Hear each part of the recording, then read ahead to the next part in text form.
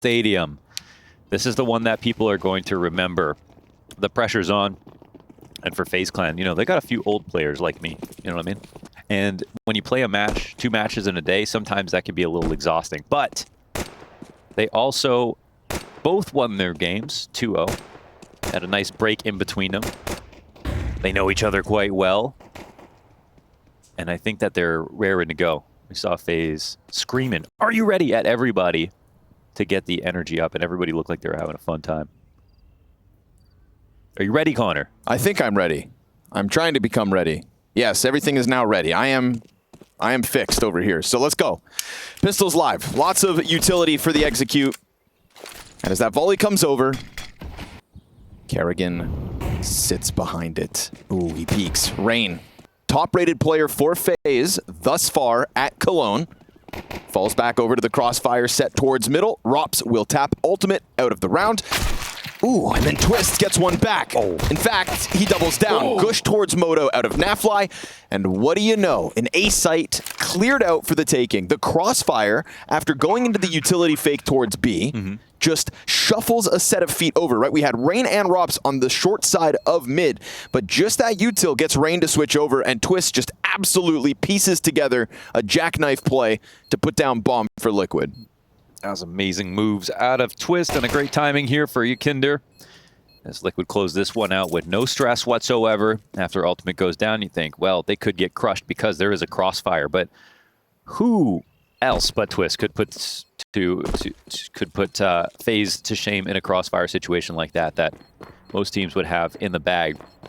It's crazy to watch Twist frag FaZe. It's crazy to watch JKS play against FaZe. Even though JKS played for G2 for so long, we haven't watched him play for almost 8 months. And it just feels strange, especially at an IEM. This new lineup, I mean, on paper, it's one of the teams that on paper was sort of a big question. But after we've watched these games, I don't know if there's any questions left.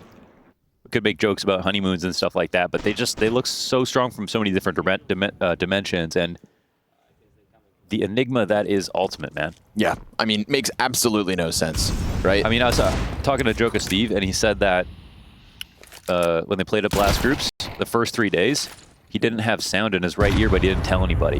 Why wouldn't he do that? He didn't want to make anyone uncomfortable. That's insane. Uh-oh. And he said, well, I can hear with my other ear. Yeah, okay. Just need one, actually. Just need one. You know, like a kidney. He's like, that's why God gave us 2. What a guy.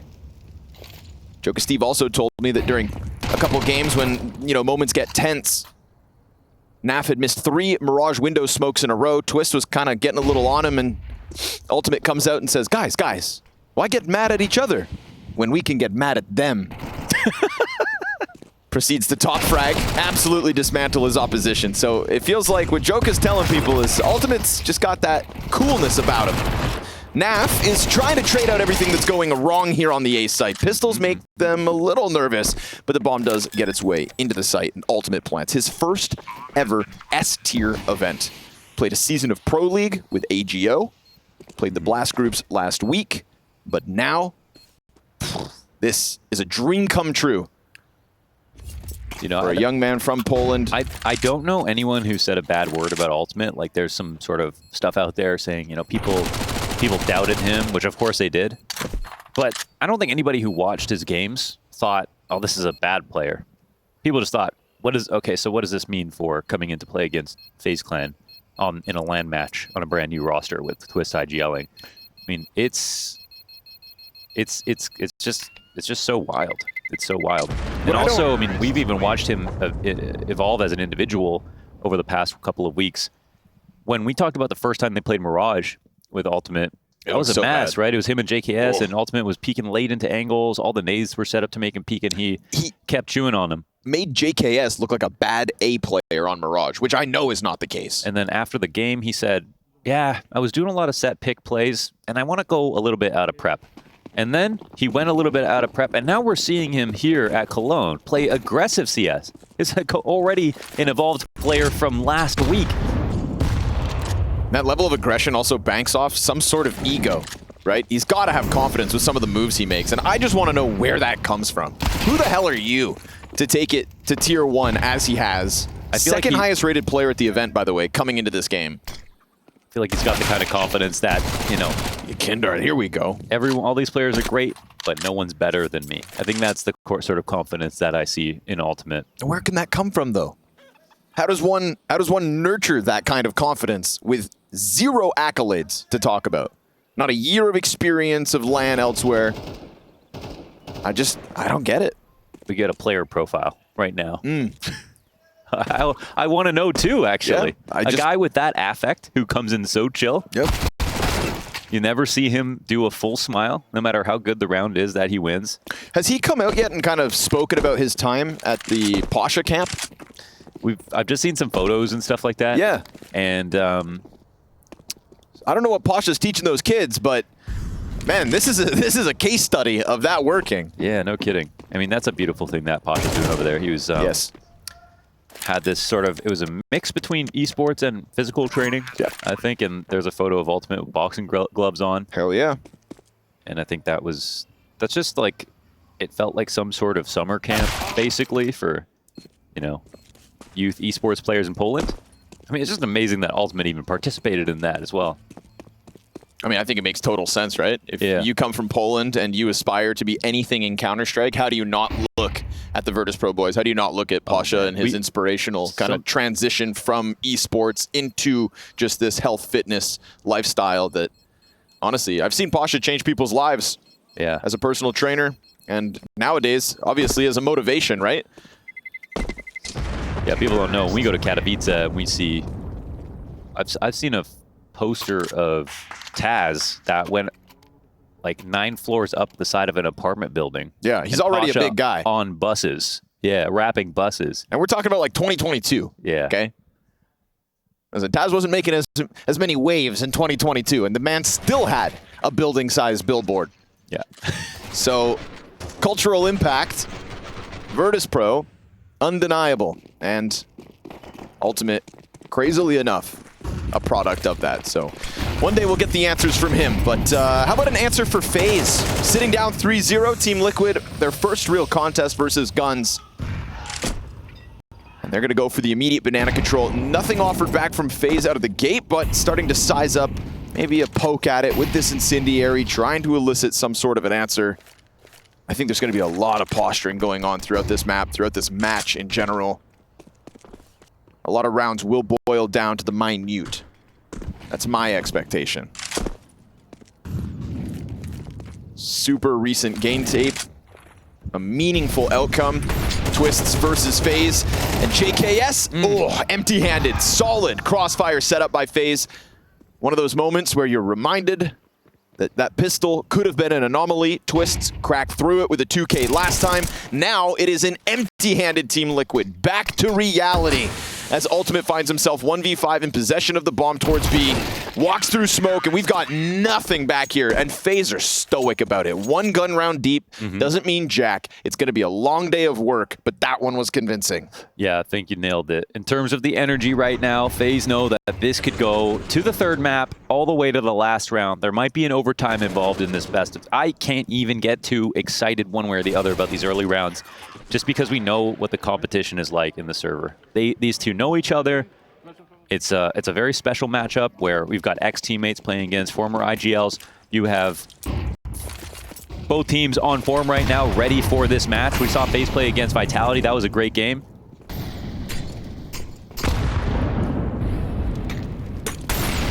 Ultimate hangs on to the angle. Wasn't able to capitalize on that fallback from Brokey. That was Robs. Well, speaking of him, I think one of the best upticks was his performance in apartments so far at Cologne. It was just like tapping back into early days CS2 Robs, a welcome sight for sore eyes. Yakinder, sore legs. Nade hits him as he's stuck inside of the corner here. Twist would love to help out, but barring a little bit of spam through smoke, not really much the Canadian in-game leader can do. So he's kind of lucky that FaZe let the pressure off Yakinder, who sits on 35 health. There's a really good amount of grenades left over for a minute. So even though FaZe got this damage in, they're still in jeopardy of entire site hit going. Like Banana, for example, they don't have the ability to really retake here, and they've got to hope that Liquid are are going to fake or take too long to bait this one smoke out on Frozen.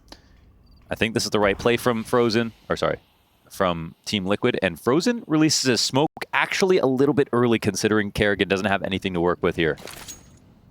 JKS starting to throw out some fake util towards A. This is going to keep the majority of FaZe preoccupied. CT smoke, like you said, maybe a little early, about to fizzle out. 20 to the clock. JKS completely caught, and we're going to get that scramble over from Brokey, trying to add himself to the B site as Kerrigan goes down with nothing. Twist sprays the cross. 10 on the clock. Nice boost. Oh, Brokey, just the perfect timing. Bomb still being planted, and it does indeed go down, but so does all of Liquid. Brokey gets a double. Frozen jumps up to take 2 himself, and with it, FaZe locking this bomb site down from the safety of the CT cross. Yeah, no Kerrigan frags needed. Yeah, that's true. Very creative decision making on the timings, and very, very nice in terms of aim as well here for FaZe Clan, who they had to use players as resources because they didn't have counter utility. So the boost was one of the only ways in. And even if they came into and tried to clear this earlier on, this is also Team Liquid opting not to go for the waterfall smoke in CT and going for a regular one. Why would that be? Well, because they can do a lower telegraph one if they just throw one while they're execing. So like that smoke comes up from Frozen and then they go, okay, let's run it now. And there is a really good timing. The smoke comes up and FaZe are out of smokes to stop them. So they were right about that. But that also opened up this one option for FaZe. We also see a situation where that boost can only come in from a rotator because originally it's FaZe, it's Kerrigan and it's Frozen who are playing Crossfire, and Kerrigan goes down on the site. So not the worst case in the world here for Liquid. It's a strong idea. I think that in the back of their mind, they just think with a game that's likely to go 20 plus rounds, sure, you don't want to draw moments like that versus FaZe. I think they want to take every reminder, you know, to say, you're tired, you're too old to play 2 best of 3s in one day. We're trying to prove everything right now. Your time's up. Kerrigan's made a career of people telling him he's too old. Yeah. No problem. Yukindar, oh, speaking of Kerrigan, fades away with the USP. Ooh, that's a yummy grenade. Oh, yes, sir, indeed. And even that last round, we want to talk about the boost being freed up by the rotator. Well, that rotator is allowed to come over as quickly as he did because JKS gets caught top middle with the flash, dies instantly. You know, nothing really went going for Liquid towards the A site last time, and Naf hits the dirt. So 1 frag out of the AK. Actually, you know what? That's a solid point. I mean, just looking at the B site, you see fast rotations, but it's true. If they didn't have the thought that it was a fake on mid, they maybe don't flash retake at that timing, maybe they don't get the info early. And that's actually a moment where sometimes it's actually worth just skipping the flash retake on mid, right? Why don't you just threaten the idea that you're about to pour walk out of halls? Well, let bracket go at 30 seconds. These are stylistic choices. Doesn't always mean you want to do the same thing. And JKS won't get the bomb back here at 35 seconds, so he'll just take his little prize of an AK and head for the halls.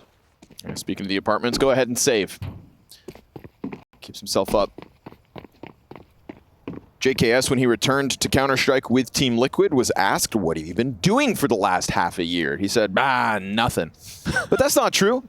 He's been in the Sponge boot camp, playing Face It near daily, carrying casters left, right, and center. It seems like it worked, too. Except... sometimes you learn by teaching. Except it did leave a massive hole in the hearts of Harry and Hugo and now Sponge, because not only does JKS have Liquid, but we've also got Azur back on a new project too. Oh. And I mean, that's the stack, man. Yeah, so what do you do? I mean, we got to get an elo tracker, right? Yeah, see if things are getting worse or not. I mean, JKS improves every team that he joins. That's what I'm saying. So it's a hard guy to replace. Wild, of course, that we are talking about JKS as the, returning Cologne champion. G2, as a whole, are also returning, but he is here with Liquid. We go back 2 years, of course, FaZe hoisting the trophy then. So plenty of Cologne champions in the past, currently playing in the server tonight. Just hoping to step back into the stadium. And Ultimate, the idea of a stadium, what is that? Yeah. He gets his second kill here as they expose a player on smoke. Kerrigan bested by JKS. Not bad. Team Liquid starting to split into the A play. We get this dismantlement of the balcony setup, but Brokey is here alongside Rops. Rops goes down with nothing. Brokey doubles up. And with it, we get this quick rotation from Liquid up and around the apartments. Is it enough to get away from Brokey? Is it enough to open a route for Frozen into this site to help? I can't believe how much FaZe have put into defending this, but Ultimate finds his timing to get out. And they wanted to go reclaim Arch while it was still a minute up. Frozen in a 1-on-3, looking for the peak. Twist will deny him. Team Liquid stay in the lead. That's a nice round where they punish the mid-aggression, and JKS gets a follow-up entry on Arch. They kept it really simple from that point, but I think it was 5v3, right? There were no answers back from FaZe just yet. Correct. They still made that close. Like, they are still playing, I think, high-energy CS and are always ready to put up a fight, even in a moment like this. Good timing from Ultimate. It felt like the only thing that could go wrong is they didn't continue fast enough. No, if you get 2 kills on A, you go lane, right? If you get 1 kill, you go Arch, and you could take it slower and you stop rotations out. But they didn't fully commit to it right away. No, which is nice. You know, Brokey gives them something to think about. And they didn't think long. It was that instant transition away. Oof, Ultimate just behind the incendiary, blind as a bat. His support staff also goes down, but there's another wave. A second attempt out from Twists, denied by Frozen. 4v2 out of FaZe, and it's a fast answer yet again. Bomb back on T-Ramp. Little mechanical fumble here from Brokey gives Naf a chance to walk away. Even if they find these entries, what are you going to do about it without a bomb? Opper walks out, puts JKS down, and so Naf's got a long time to collect his thoughts, let his team talk it out. And Liquid trying to find a solution to what's, at the moment, this rambunctious-looking banana play out of FaZe. Did you do a prediction for this game? Or do you have one? No. My prediction is 2 close wins again for FaZe. Okay.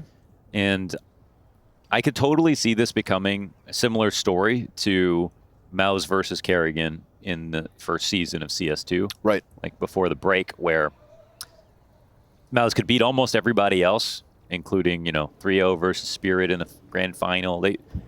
Lots of big wins, but the one team that they couldn't beat if they needed to in playoffs was FaZe Clan.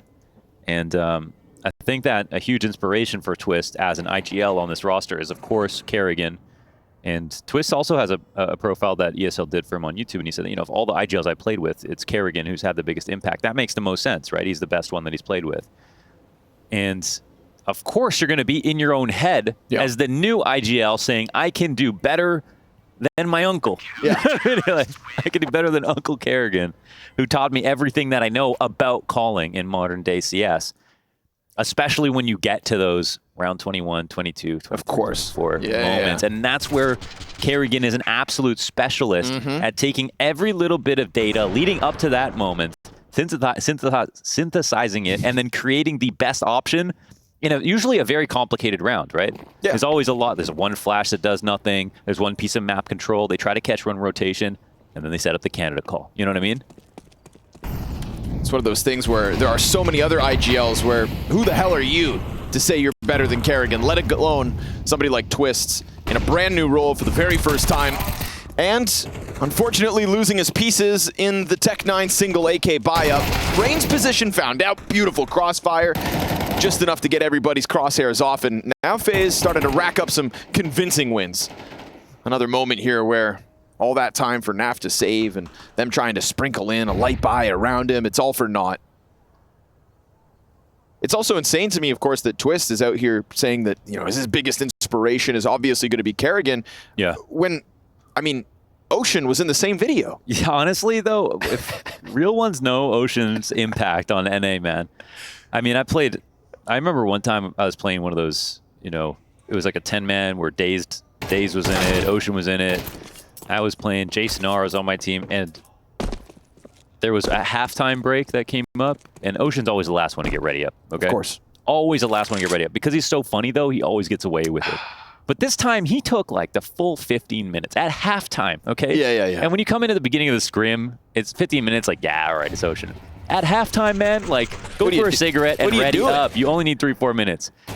And we're like, Ocean, man, what were you doing? And he's like, yeah, sorry, guys. I just had to make a chicken pot pie. See, okay, Ocean. That is why he is the greatest Canadian player of all time.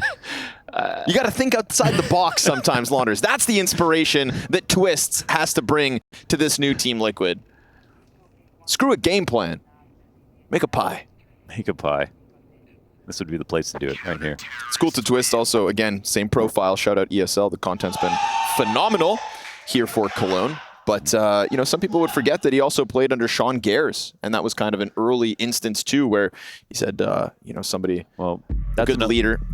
A leader of men in some regards, Sean Gares. Yeah, and Sean Gares also is, like, he isn't known for, like, all the trophies and everything like that, but he's another person in North America that everybody passes through that's been a North American player that has gotten somewhere, basically. He taught everybody how to play CS from very early days, even before CSGO.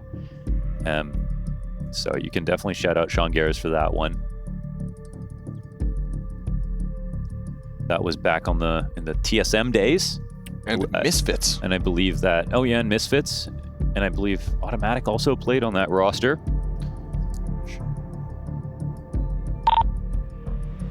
Holy fucking save strike. Don't worry, you got 30 more seconds. You can do it, soldier. Oh. He just had to get him motivated to chill for a second. Oh, I have to save. Oh, Nafly almost dying of boredom. Oh, God, that's when you know it's a boring day. He is our last resistance in the face of boredom. Oh, in the face of Twist. That frag knocks his teeth out. Down to 40 HP as he tries to get up through ramp. Curious if Team Liquid are thinking about maybe some kind of a balcony emphasis, right? The brackets control has been really strong in middle out of FaZe. They were able to unravel it in the pistol. They were able to unravel it that one time that Rain gets caught inside the frag grenade. But yeah, balcony's looking prime for the taking. Prime real estate denied. Brokey, no way! What? A third kill out of nowhere, put down by Yakindar, sure, but a 1v3 demanded of him. Oh my goodness. The round is still live. The thing is, okay, we have to follow this round because Yakinder could still totally win this. Now, I don't know if the bomb's out of the balcony and the CTs can see it or if it's inside the doorway, but it seems like it might be out. Yakinder waiting for a mistake to be made, but if he does invest some time, and yeah, we can see the CTs are keeping eyes on this. This is definitely a setup that he can dismantle with the right peaks. Yakinder on his best day could figure this out. Oh, let's see what day it is. He's waited long enough for them to be thinking both sides. Starts to slide out, contact backside, doesn't clear his corner. And so Brokey's 3K, oh my goodness, worth its weight in gold.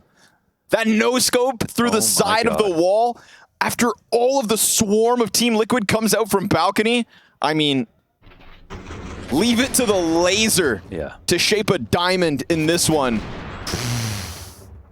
Oh my. That's pure clarity right there. Insane stuff.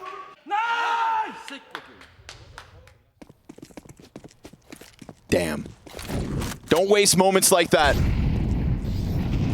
And in stark contrast to the 3-7 ultimate, Brokey reminds us who's boss. Team Liquid limp into this one, utility and pistols in hand. And it's going to take more than a round to wipe their minds of that reminder from Brokey. Because the positioning was good, right? The plan looked like a good adaptation out of Twists. Balcony, you could have dropped pit, but you took the fight to the op. And the Latvian goes huge. Brain peels back into little pit. Rops decides to jump site. We do have something going awry here for FaZe. Make it 2 kills, in fact. It feels like we get this every round, though. Can they get the Rops frag? Just the one. Absolutely swarming in. Everybody with footing on the bomb site now. And so Tech9's come out from Team Liquid. And FaZe, oof. All of those awesome bracket control. All those rounds where Team Liquid couldn't buy an opening inside A site, and this one just boils down to a couple pistols. Naf's gonna put Frozen to the sideline. Brokey, go ahead and save that op, but it is Liquid with a 5th at least. And that's where we've seen that Liquid can go toe-to-toe on firepower with anybody they've played against so far, including FaZe Clan in their last match. That is insane. They do that with just pistols, and I think, you know, we definitely give an edge to FaZe when it comes to like what we've seen in the mid-round, the late round now, because there are a lot of situations where Team Liquid have a 1 situation and they just can't close it. They get the B site on the right timing. They have the right call, where Twist has been pretty immaculate when it comes to picking the right site. They are winning inside a bracket early on in these rounds very consistently. But sometimes the few players who are left over from FaZe, the rotators who come in, have done such a fantastic job that they put all those advantages away and still win. Well, now Liquid survive that Brokey 3K and survive being broke themselves.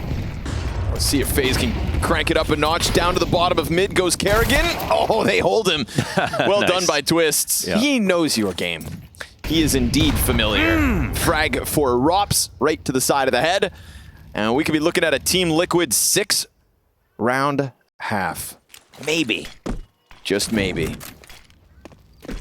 And I think one of the cool things about this Liquid project and their success over the last couple of weeks is they have survived a lot of slow starts. They have been able to drag their opponents into the late game and prevail.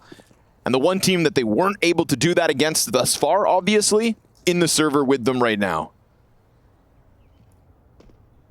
Sometimes you want that early loss, right? You need the reality check. You need the lesson, the tough ones to learn from. And Team Liquid, no stranger to adversity in their first season with this 5. But yet, just like the last round, there's a lot of open space here towards the A site. No presence in brackets to hold them back, and so Rops has to go massive from the pit. And Naf's got other ideas. Simple as that. Flying single point of health from Nafly. All right. I think he enjoyed that one a little more than the save. Well, the rotators are going to have to try this round, so at least they get to humor us. This is a very hard... They're going to have to hit the Bernie if they hit this retake. Frag, smoke, flash, 3v5 to go. Missed shot out of ultimate. Not his best half. Not his best work so far on Inferno. JKS has got him covered at least, but they nade him out. So time is still ticking, but as it hits the halfway point, we go down to just 2 members of FaZe left over. They try to double up towards Moto, and that is indeed the end of them. That open A site, back-to-back rounds, and Team Liquid make a half of this.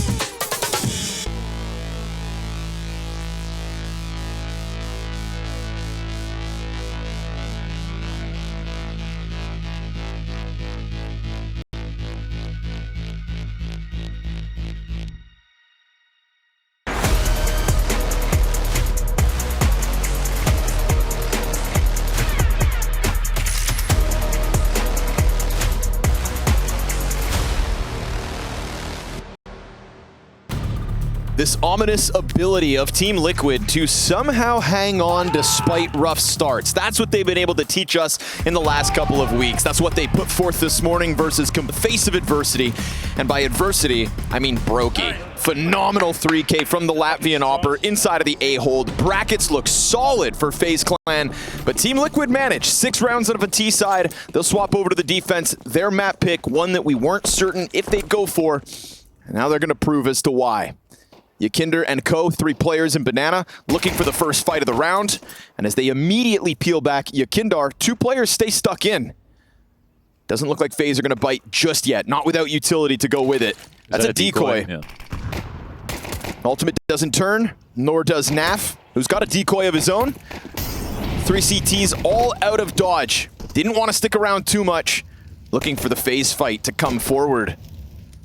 And as Frozen gets into it, oh, he takes one to the head. Luckily, Rain trades out instantly. Ultimate tries to peel a player off the cross, but nothing offered up from him. And his teammate falls back around through construction, so Team Liquid forfeit the site. Yes, they do. And in a 4-on-4 situation, take a quick glance at what they've got to work with. We're talking about no kit, no utility left over here, just half armor on the 4 remaining Liquid players. Finally, smoke fades. Naf wants his. Didn't even get much to shoot at, but we've got Rain perched back site. Kerrigan in the pit, peeks out. There's 2 kills instantly out of the FaZe Clan.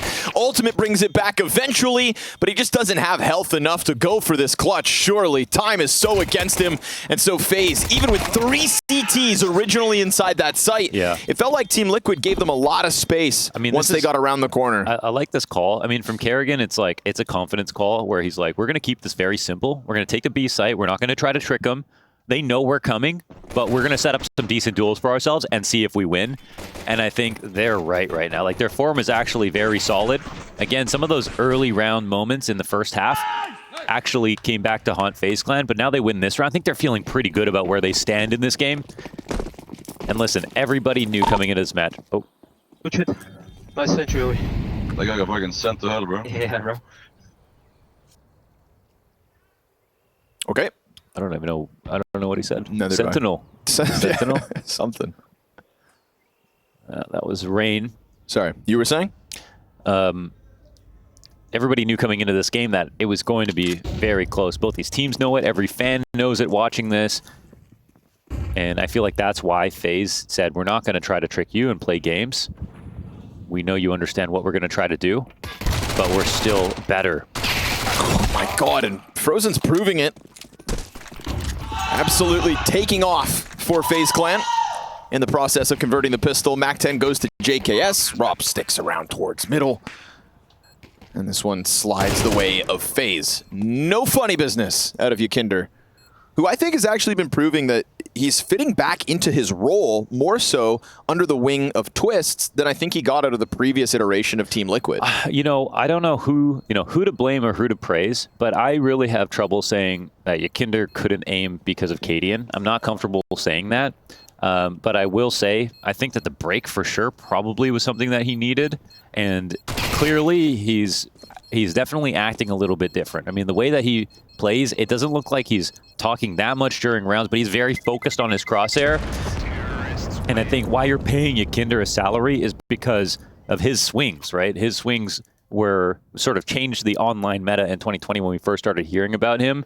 And he's getting back to that because that style in CS2 has proved to be extremely powerful. Sure. Now, unlike Donk, who's constantly moving, Yakinder always does the delayed wide swing, goes really, really wide.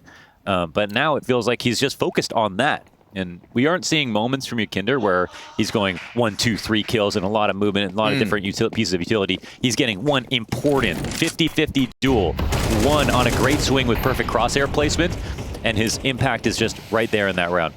This is interesting. Round 3, they bought nothing last round. They come into this one with MP9s and half buy. Lose pistol, full save, half by third.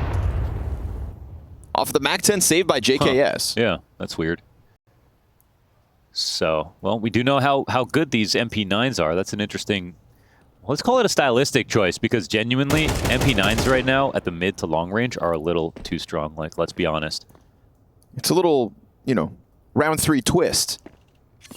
Frag and smoke for JKS. That's all that's left of util, so even the utility comes into this round incredibly light. What are you cooking? A little unorthodox. Well, if they, this is not a round where they want to save, obviously, these guns. So it's also a round where they can now afford to lose it, right? They can, as long if they get their 3 kills, they do damage to FaZe's economy. They upgrade 2 or 3 guns afterwards. They're not in a bad spot. But if FaZe avoid them, they aren't retaking with MP9s. Oh, surely. And they don't want to keep these either. He's got another smoke. He just put it down. That's the last smoke out. It's so funny because FaZe are obviously not about to fall for this, are they? Doesn't look like it. We get Team Liquid still leaning majority over towards A site. Naf's going to try to run at it. It's him and Yakinder with 2 MP9s. He plays it on the fountain, goes unnoticed for a moment, and does kill Kerrigan. Naf, though, swings out, put down, and this 5 SMG situation puts them in an awkward place. We said they couldn't retake, but are they still going to try it? One thing I really don't mind, though, is if they lose this round. It's 6-9, you know, if they lose this round. And if they buy in the next and they have a little bit of money left over, or they get a much better buy, I think there's something to it. Yeah, it's not like their sacrifice is the round itself. So if people don't like that, I can understand. But I kind of like when a team, you know, doesn't buy to 0 because they had like between 37 and 4,300 on everybody, and then they lose because they were missing a smoke or 2 at the end of the round. And so there it is. Galil in place here for ultimate. It does put a little bit more pressure to say, all right, well, if you lose again, it's 10 rounds. But the goodbye is going to be coming in. Yeah, but the rounds at the top of the board are just another resource. So let one of those slip by. Yeah, that's a good way to look at it. Rocks? Yeah, they're just all different flavored. Kerrigan's, he sucks on a different one, each half.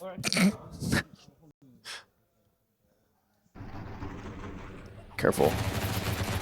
That's how you chip a tooth. Rain chipping away at the defense as he comes in. Naf almost throwing things haywire when he swung out from CT smoke, but again, you know, so little. So what they end up with is Yakindar still MP9, Galil for Naf. Yakindar How did he get away with that? Oh, barely. That's how. 12 HP left over. They chuck a nade down the banana frozen. That hits him upside the head. And the utility, it looks healthy. So an interesting decision in round 15, but not one that seems to compromise them all too much. Look at the conviction here from Kerrigan. Yeah, he knows he wants it. He knows he can take a deep peek. They got the smoke up on the ledge, and FaZe not going to immediately pounce on this, despite making Team Liquid a little worried about the possibility of the hit. This is pretty wild, right? Because, again, like FaZe can see through the money here for Liquid. They know that they're waiting to have a full investment this round to have their full kits, and they decide to go for early car control and keep pushing. Yeah.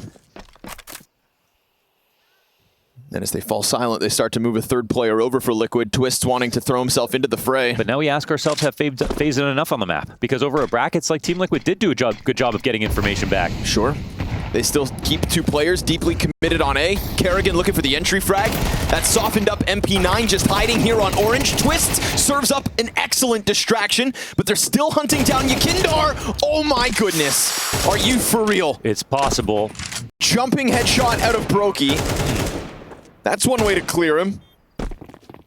And with little HP on 2 of the 3 FaZe players, it's enough. Team Liquid do not want to risk what's left of this round, this buy that they waited for. Wow. And so FaZe Clan go up to 10, and now we start to consider the ramifications of giving over that maybe free round with their 5 SMGs, because FaZe are tiptoeing closer to a victory on Inferno.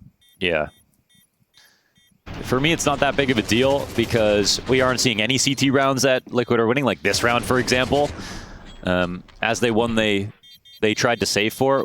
I feel like FaZe are just playing such crazy mind games with them. The early, fast banana control into, yeah, we're going to take it. Yeah, we're still going to take it. And then Liquid rotating one over saying, okay, they're not faking, guys. And then Liquid have 3 players to stop the B exec, but they just still can't. I would like to see that last kill on Yakinder from his perspective. Second thing. Boom. Blind. CT one, CT one, Second thing. Second. Pushing CT. Pushing him. First, one. I smoke CT again. Smoke CT. That's what FaZe calls second. You might be calling it first. You're wrong.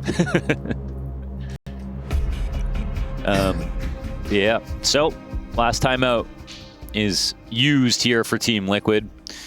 And we do look at the fact that, you know, Ultimate is a win conditions, not having a great game. And I mean, genuinely, Ultimate's been, like, the last I checked, he was top 7 at the event in this stage. Coming into this game, he is the second highest rated player at Cologne. Yeah. He's only behind Nico. Yeah. I think like a 1.44 rating before this map goes live. So Our GOAT might be washed, Connor. Our GOAT might be washed. although maybe that doesn't take into consideration the play-in stage, the first stage of Cologne. Two separate because events. On HLTV, they are separate events. But actually, it's all one event.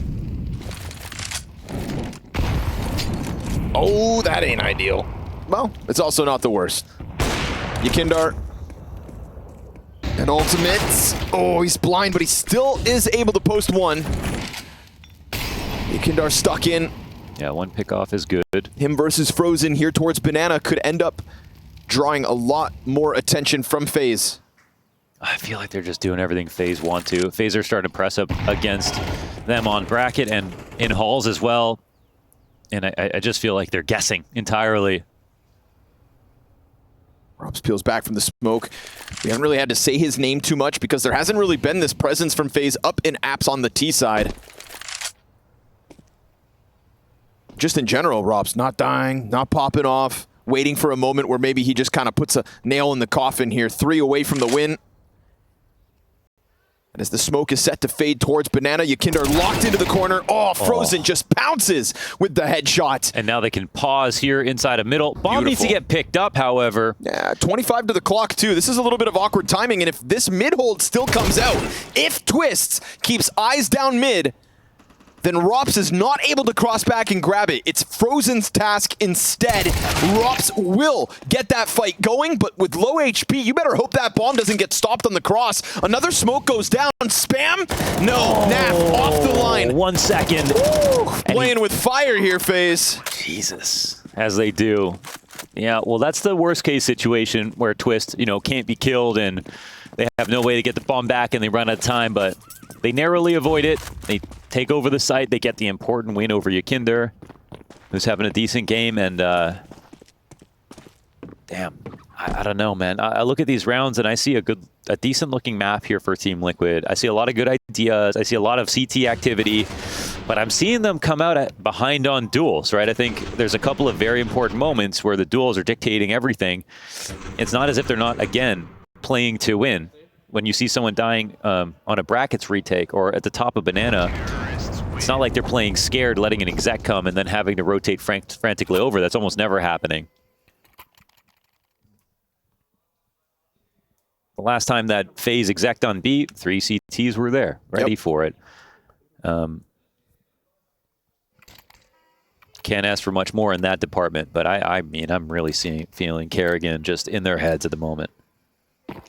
He's yet to make a error here on the T side. A 6-6 half, and not a single answer yet out of Team Liquid's defensive half. A CT side that's left a lot to be desired, but one that's still going to be gun rounds. Inbound, 5 rounds the difference. It's pressure down Banana. Yakindar looking for that fight as the base of Banana remains smoked. But I feel like Frozen is more than happy to take this fight against Team Liquid when he is set up to do so, and soon enough, he may be. He could have been. Doubles back for a cache of util. We're going to get FaZe working closer towards apartments. This is where I said they haven't really met much resistance.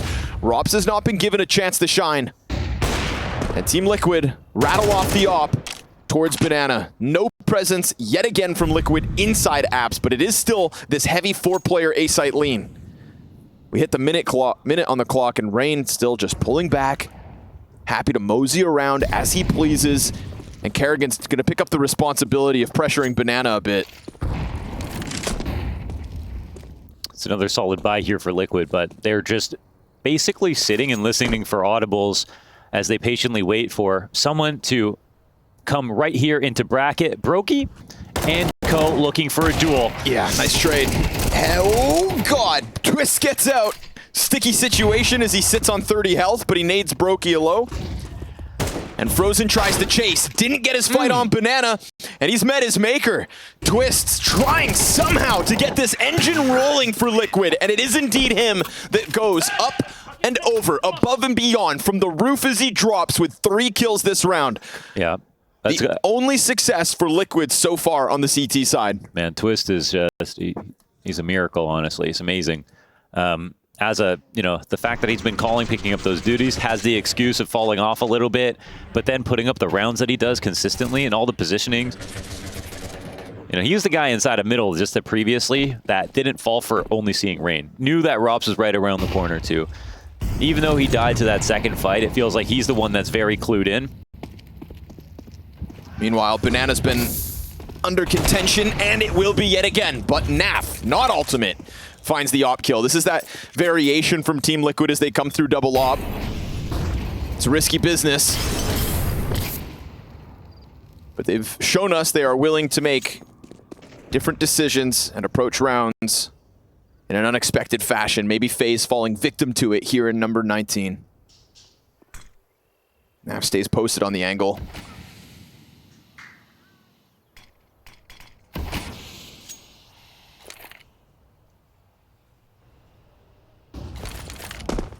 It's an even-handed map here for Team Liquid, and there isn't really much pressure on them to go and seek out much more. They've got the 5v4 as we move slowly into the late rounds.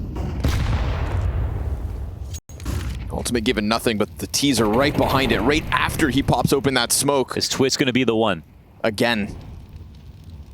He's positioned for it, and he's got JKS behind him to try to bolster this short hold. Ultimate just gave up a lot of space over on Arch, and in that moment, Rain slides out.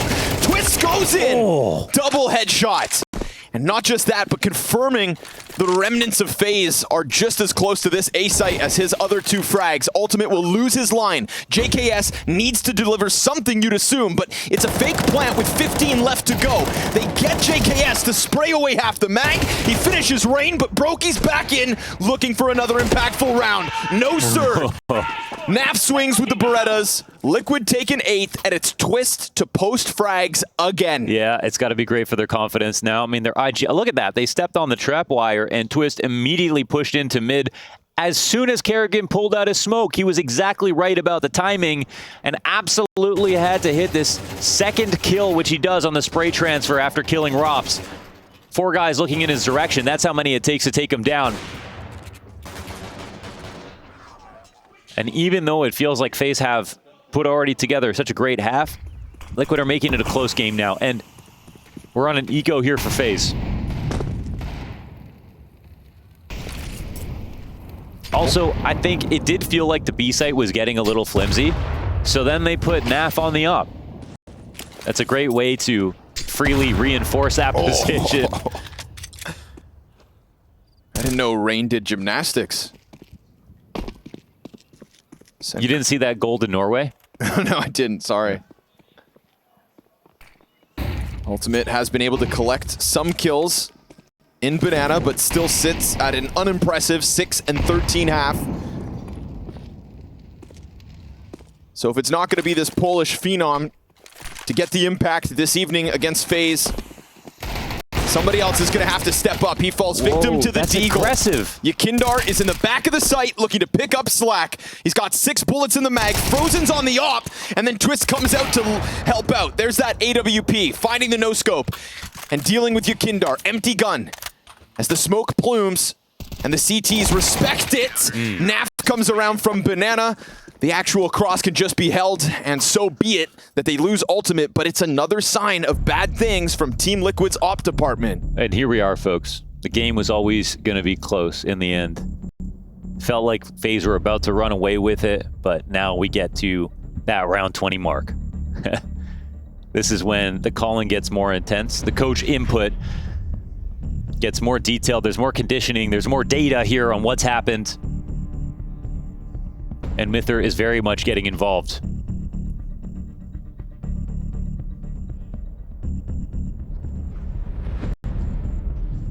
In terms of what Liquid are trying to do in these rounds, I don't know if I would change that much, you know? The only thing I would hope for them is that some of the fragging improves. We got Ultimate and JKS still on 8 kills. that's going to be a sore thumb in this game if it ends in favor of FaZe, who overall look a lot stronger across their players. Now, you do have Kerrigan and Robs down there, but they're the ones with 11 rounds. Frozen again wants a piece of the action. Oh my god, and Yakinder's been playing off the back foot what feels like all half long. Yeah, he's been trying to do that play. It's costing him a lot of health. And at times, a B bomb site. Team Liquid letting FaZe get dangerously close. Triple nade almost ends NAF, and now both of these B defenders barely standing. Yeah. Man, and yeah, I feel like Yakinder wants the MP9 and is trying to make this half-wall play work. But I mean, you're going up against Frozen, who's 19 and 12, has more often than not put you down on 20 HP, and then instantly Team Liquid's game plan of having this MP9 hold banana is gone. It feels like they're playing catch-up on B every round. But they've always got eyes wide open here. They know, like, this arch smoke is going to come in. Ultimate sitting perfectly on this angle. Yeah, can he hit the shot? Now, they don't have a double pit setup, so if they fall back a little bit, there's a chance that this could put them in jeopardy. Not to mention, we've got Rops queued up for the apartments pop. Oh, and he's ahead of the smoke. Oh, and they get two, but now with the triple. Beretta's out in hand, put down by Frozen. Again, the shining star of FaZe tonight. He's the reason Yakindar sits on 20. But if not for NAF, then this round is already gone. The 12 would be locked in. Twist tries to slide up and finish what his countryman started, but it's gonna have to be Yakindar if it's gonna be Team Liquid. FaZe burst through despite NAF's best efforts. And as Kerrigan hangs on alongside Frozen, Yakindar hopes that uncertainty creeps into the minds of FaZe. They throw a flash out, he gains vision, they see him, and he feels time limited. Frozen peeks out and is absolutely taking over. 3 kills from Frozen in this round as he goes 22 and 12. That's great that you pointed it out. I mean, every time they make a cameo over on Banana, they get their damage in and they leave. And NAF puts up this incredible A4 spray transfer commercial for Team Liquid, but that's about it on the round. It's Frozen who is the real highlight here. And Halls is the perfect call, right? You see a setup like that with 3 people inside of brackets. And Mither's obviously stressed watching that moment take place, but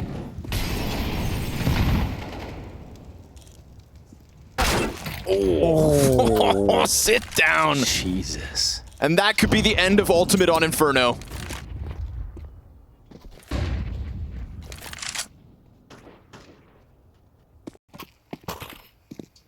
Just steps behind Nico in terms of rating at the second stage of Cologne. And in the opening map against FaZe, 6 and 16. And we saw that glorious 3K out of Brokey. We see this opening kill to potentially queue up FaZe's map 1 win. A challenge put forth by Liquid on Inferno, and Twists tries to take up the mantle yet again. It's at least a glimpse. It's a quick sight of FaZe in mid. But it's such little utility here for Liquid at 50 seconds. And even when there is this rock back towards Banana, a lot of sound being made. Frozen starting to make this pressure applied to the MP9 of Yakinder yet again. Meanwhile, Pit player gets peeled off. So Twists in Boiler. Oh, this is perfection! But he doesn't get the second.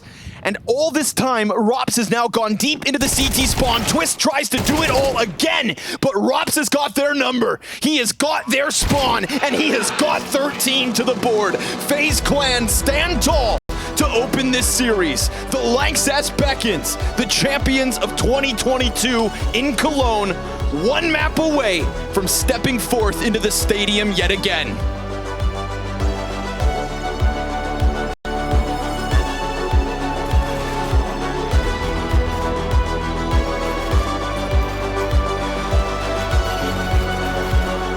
You want to talk about numbers? It's Frozen, bro. Goes absolutely above and beyond back on Inferno. 1.59 rating, 23 kills, 12 deaths, and known to be the king of Nuke back for Mouse previously, prior to coming in for FaZe. So if we're talking about Ultimate versus Frozen, well, you know which one's got the reps. Rops might also be able to do some heavy lifting. Nope, never mind. Naf slides into him. Instant 3-player push into the lobby. Let's see if Nuke can bring some fireworks. Oh my god. Frozen seemingly ready to rock and roll. He saw the leg. He did, and Naf he's going out wide. Oh, Naf has been too nice, though, on this pistol so far. Another headshot. Not bad at all. Kerrigan lucky to be alive here as Naf is just all over the place. Just trying to take every duel he possibly can. And as him and his teammates continue to run around like headless chickens, it was a 3-player lobby push that has turned back from ramp into the outer play. They do indeed split up. Naf dodges the threat of the garage presence. And FaZe are getting a little stringy. Don't peek Naf right now. He is dishing it out. 2 kills and an extra. Literally, Kerrigan only survives because he's so far away. That's how hard the shot was. Straight to the dome. That quiets the map down here for FaZes. Rain does find his timing to cross to Mini. As Naf was watching it. Ooh, of course he finds it. Now Ultimate is in danger. It's okay. He'll pick it up. Doesn't get anything after. Naf 2 kills deep already, but so much damage. Man, it's a bomb plant nonetheless. So FaZe in the face of Naf's adversity. Hey, you take the plant. Did you say anniversary? Yeah, something like that. And now Naf looking to end it. JKS takes one to the forehead. Naf, again, so much damage. So much damage. Kerrigan survives on 6 HP. Brokey survives on 1 health. And while we're sat here talking about Naf, ooh, Naf, Brokey goes 4 kills in that pistol. Oh, true, okay. Just dismantles the A setup that looked lock in, and FaZe Clan are going to go up on the T side pistol. I do pocket watch Canadians a little bit more. Nafly 338 ADR, and yet Brokey got 4 kills throughout all of this. Damn. Oh, that's frustrating. That's frustrating, but also amazing here. Brokey, 1 HP! That's 1 too many. FaZe starting to feel it now. It's a great start to their map pick. A scout shot off the mark, no problem. Naf at least kills Kerrigan. Ultimate starts to give them a little space to attack him on the ramp, and Frozen turns around. Sorry, Twists. We're not playing that game. Rain's already down Secret, for God's sake. The pressure here from FaZe is palpable. And Rain can't manage to hang on in the threat of Yakinder's MP9. He loves that thing. He doesn't let him go. Yeah, he does. Just wanted to play it all Inferno long. It's a little bit, it's a lot. We have 3 players, 4 Liquid, low HP. These Galils, AK, MAC-10, oh, they want to rear their ugly heads, but it's a bomb plant in the back of the A site, and it's a Team Liquid that are not working with a kit. They just lost a player. That's not ideal. Man, drops from the server. Won't make a difference in this spot. Nah, they're going to go for the save instead. So, you didn't have a prediction about this game because that it feels like it's going to go 3 maps? I didn't have a prediction for this game because the last time they met, just earlier this week, it felt too close to call. It was so close, yeah. You know, the scoreline anyways. It wasn't the most, like, let's say, action-packed adventure. You know, there wasn't the most individual highlight clips. I feel like Brokey's 3K back on Inferno is like the best thing we've gotten out of Team Liquid versus FaZe so far in Cologne. So it felt very meticulous. You know, it felt almost like they were 2 opponents kind of sizing each other up. And the map pool kind of improves for Liquid because they don't go up against Mirage. Like, last time that felt strange to try to take FaZe there when that was clearly their weakest map. But they actually did put up a really good Mirage, like an improved one. Yes, so surprising. Much improved. 3, 2, go. Offense. Go, go, go. Nice, man! Look at my damage. Look at my damage. I Look at my damage. You stole my ace? You stole my ace? I did like 40 damage to kill 3, bro. Look at my damage. Bro, he is ace. He's got a point. Look at my kill damage, guys. Oh my god. Wait, actually, I was there glazing Nafly for all the ADR he put up, and Rain had more ADR, and his teammate had more kills. 370 ADR in the pistol for Rain, not 1 kill. He be like me for real. Spends too much time looking at feet. Look at my damage. Look at my damage. Guys, it's about me. Everybody, look at me. Before you congratulate anyone, look at my damage. Kindar sees that utility come through. He's got a pocket on the top of hut, though. That ain't the prettiest molly, and oh boy, we get a quick hold of the hut door. 2 bodies hit the dirt, and Rops isn't able to get the trades going. There were real limitations here for Liquid. There were 3 players without armor, and yet they go up 5v3. Naf connects with the Desert Eagle. Yakinder goes down off of rafters, so things do get a little sketchy.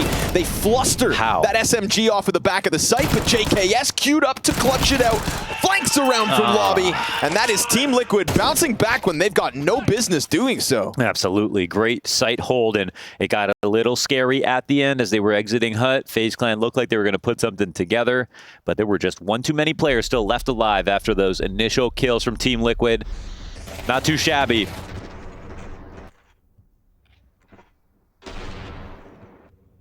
And this is a fast play upper into, finally can credit, you know, like Twist has done a great job like calling like throughout basically every single map. But in this matchup versus FaZe, it just always feels like Kerrigan is like getting exactly what he wants out of the rounds. Sure. This is a moment where he gets perfectly counter called. It's like a gamble stack upper right when FaZe want to hit this tempo. And it's a moment where you see, okay, Twist also knows Kerrigan. Naf. Ooh, caught in the open by the 1 AK in the mix here from FaZe. Are we going to go tit for tat? Brokey chucks that AK-47 over to Rops instead, so he can take the M4. Brokey is off to the races, if I must add. Yeah. 8 kills in 3 rounds. Now, yes, okay, Rain did all the damage in the pistol. Never forget that. But the numbers don't lie. And I like this characterization you have going of kind of like Twists just kind of being undone by Kerrigan in the early days of his in-game leadership. And the comparison that we kind of drew between Shuhei and Kerrigan, not 2 teammates, but 2 people that we know had, you know, immense influence one to the other. I feel like he's got a couple of USB sticks. One is Shuhei's brain, his inspo, Shuhei's inspo. And the other is Twist's, okay? Then everybody that used to play for him as well. He's got a floppy disk for JKS. Right. Okay. And there's just too many players that look up to Kerrigan. And he gets the better of him. Hello. Okay. Yakindar from the back of the site. Oh, man. FaZe thought they had some kind of opening. They didn't even contemplate a player being back here, and so they end up paying the price. However, there's still a chance at a recovery if Rain wants to keep posting damage, but it looks like his time ends. Ooh. How about Rops? Does his begin? Oh, that's a good way to plant. Goes for the fake. Elicits the push. Gets the frag, but doesn't plant. He has time. Doesn't plant. Gets the reload. Walks away. Better not die after time. Whoa, went to hunt down the frag. Thought that there was someone coming in behind him. There is now. Okay. Well, I think he could have planted. Could have planted, but then he would have had an AK with no bullets. He was so sure someone was in decon, so fair enough. You know, he would have had to use a Glock. Yeah, that's a good point. So he decides to keep himself alive, doesn't get any extra money, but does do a lot of damage, considering this was 1 AK. Don't forget that. Single AK, and it almost wins the entire round. Yeah, true. And Yakinder plays his spot at clock beautifully. Doesn't show himself too soon, and they get a little too comfortable. Very good round for FaZe in terms of just chipping away Team Liquid's stability. And we'll see if they can do it again. Rops maintains that AK-47. Nobody else even has Kevlar, though. So flash here for Brokey. AK up high. Look at it drop an elbow onto somebody outdoors, but not going to happen. Ultimate ready to feast with the A1S versus the unprotected heads of FaZe Clan.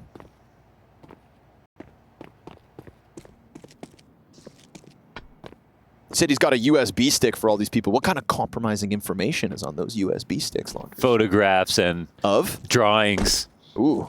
Of JKS and Twists. Journals. Right. Ultimate ace. No, taken away. Yeah, he knows. That's my suspicion with Kerrigan.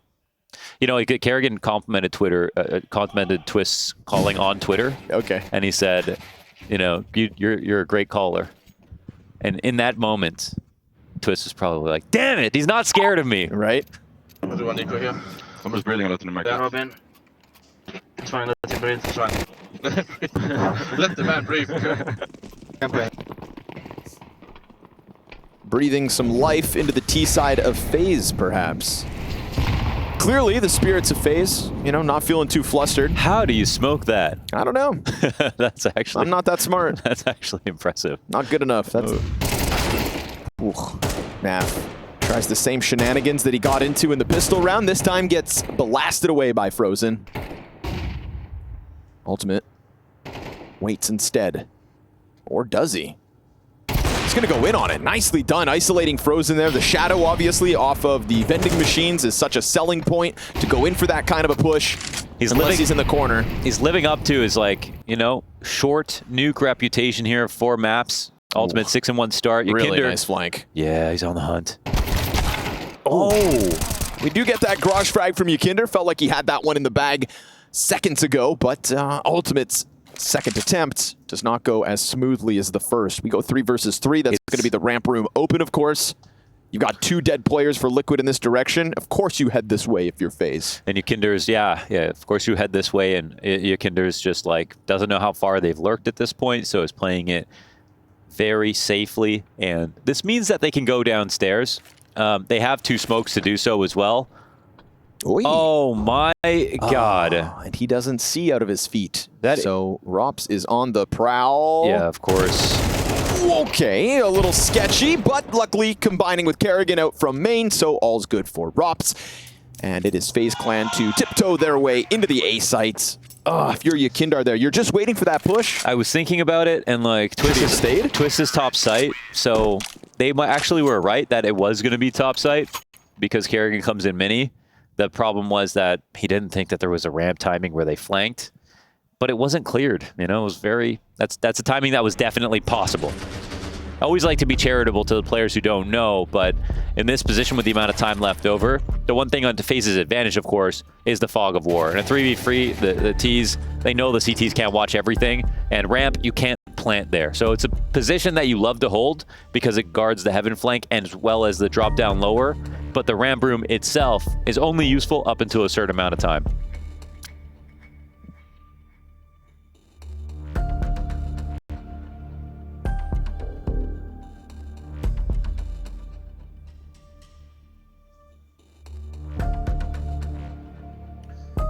I feel myself kind of rating each of these teams based on openings, mid rounds, and late rounds.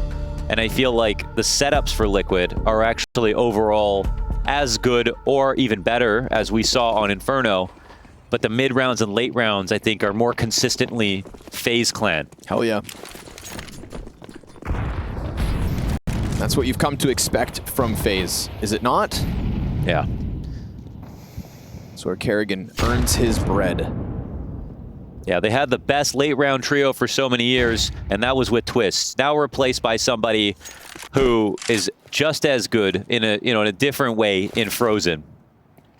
So still mighty fearsome.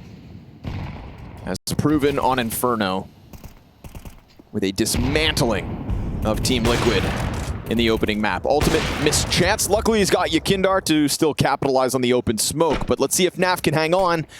He loves to play on top of box, sliding down, firing away, but the gun is empty, and Yakindar's all over from helping Ultimate after the whiff shot outer to sliding out here and trading Naft after he got his 2 frags. I thought when Naft falls off that box, Ramp looked doomed for a moment. Kerrigan talked about how Rain is a player who plays completely off of intuition, who is an old school player is what he called him. And he said that lately he's been telling Rain, screw the nades, screw the game plan. If you have a feeling, go off of it now more than ever. And he said that Rain already naturally wants to play that way. That's exactly who Nafly is as well. It was always interesting on Team Liquid to have Elige, who has, who has a notebook with perfect handwriting and notes on every single team they play against and prepared protocols and branching paths of options to take in certain moments. And then Nafly, who just crouching wide sprays. And you see him in a spot like that, dropping off of his best spot, which is the top of that box, right? Yes. And you're like, well, he's going to find a way out of this because he's just so comfortable when things go wrong. Yep. Having spoken to Twists last week when the team had yet to debut, he said, what I love about having Naf on this lineup is obviously, hello, James. It's just the fact that I don't have to worry about Naf. Doesn't matter. He just kind of operates on his own, and he's going to do that. And Russell had full confidence in him, and I think this is a round where you see why. Adapting under the pressure. Yeah. Sliding out and keeping control of this one. Team Liquid go up to the 4-3 lead.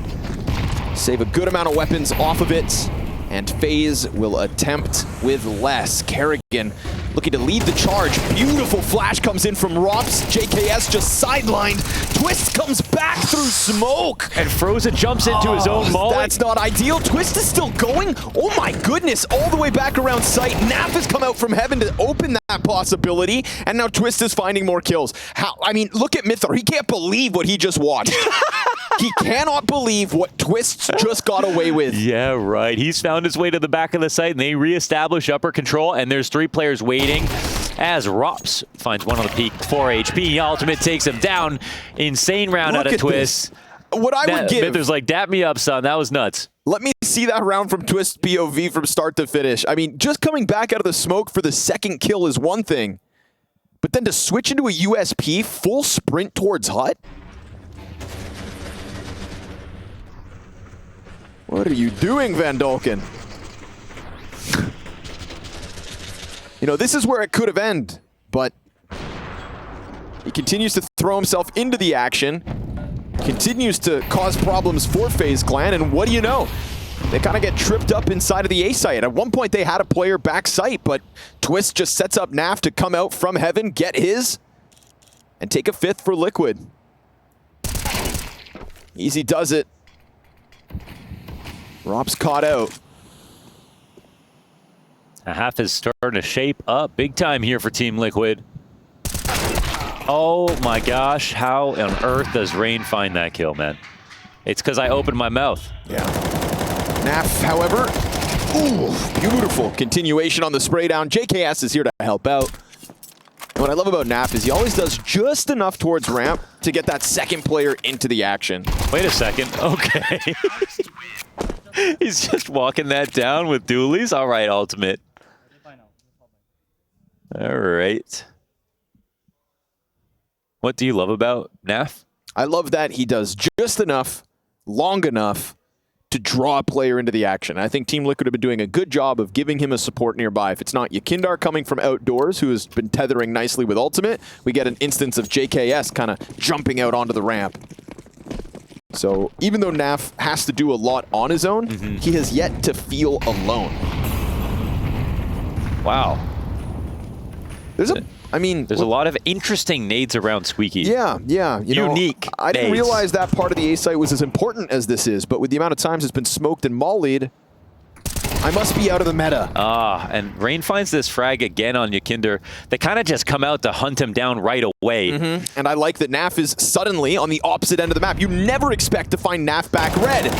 Oh, but he misses his chance. Rain capitalizing here with a second kill in this one. He's starting to turn it up, not just on the ADR, but also the KPR. Ratty little spot here from Rops. I hope he gets rewarded. Absolutely. Locks down JKS, who's looking for some kind of a desperate play. You know, Ultimate could catch them off guard as well.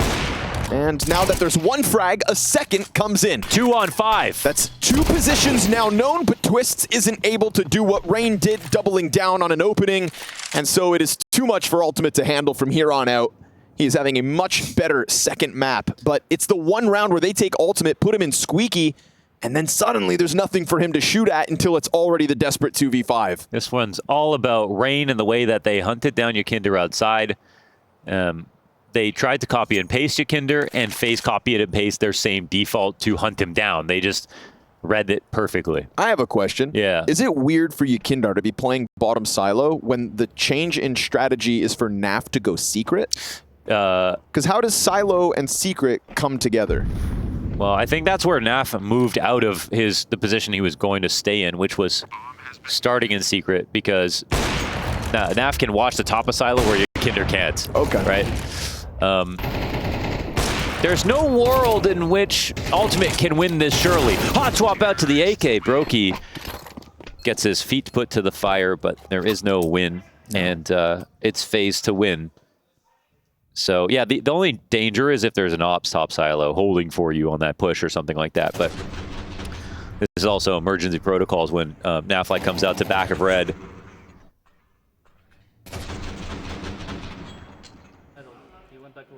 They just weren't as tricky as they thought they were. And Yakinder will play this, not going to be outside control, then he can flank lobby. So I think that's the timing he was looking for, not necessarily a duel outside.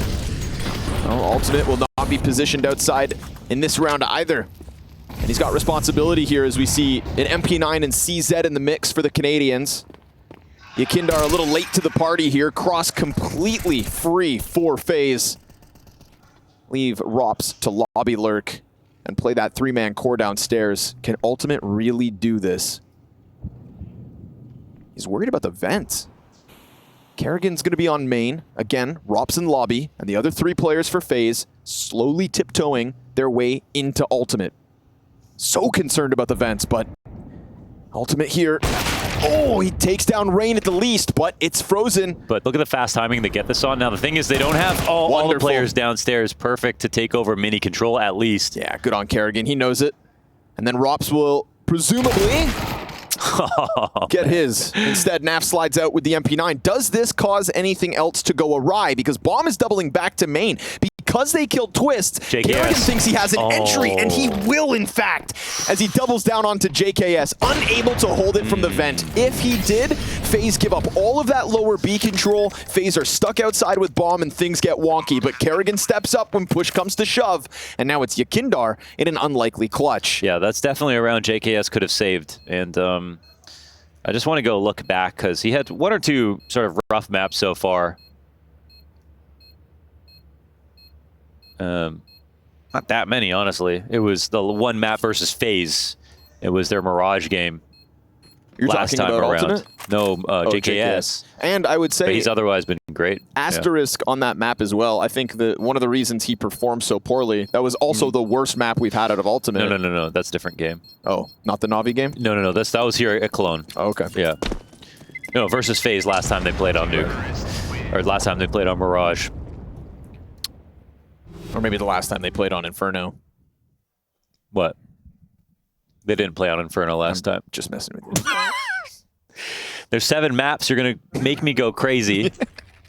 Because you can trick me. That's the thing. It's only funny if I couldn't actually be tricked in the end. Can't believe Kerrigan just makes this look so easy. Yeah. Slips into JKS, who's... Yeah, he knows the opportunity there. Yeah. That's an honest duel to lose. Worst part coming too. So we get Team Liquid's hand forced in the 12th round of the map, and yet again looking to go 6-6 as we had back on Inferno. Yeah, as prophesized, man. Close to the end. Rops finds a completely vacant ramp room though. FaZe have been very, very slippery throughout this T side. And I mean, I wouldn't want to be Ultimate trying to hold Hell Door with an MP9 of all things. Rops gets up into heaven. JKS, hate to break it to you, you're just as doomed as the last round. There it is. Come upper. He's going to see a completely open sight, like a hawk watching a mouse. Oh my god. JKS it's like he's just squirm, no clipping. but there's nothing he can do about it. Yakinder also bested. Going to be prepared for a lot of outer play, you'd assume.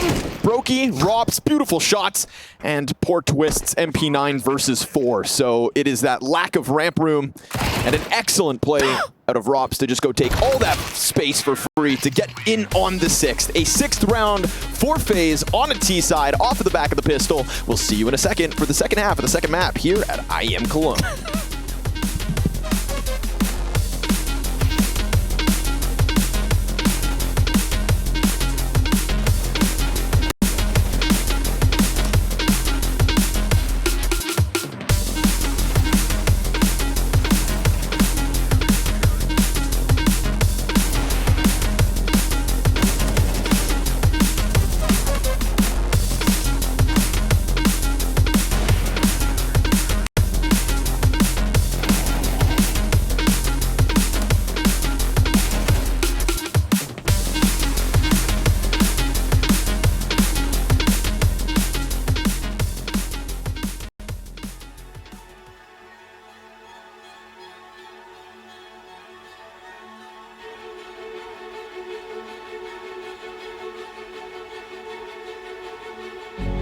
This world is slowing down. How can I fight it? How can I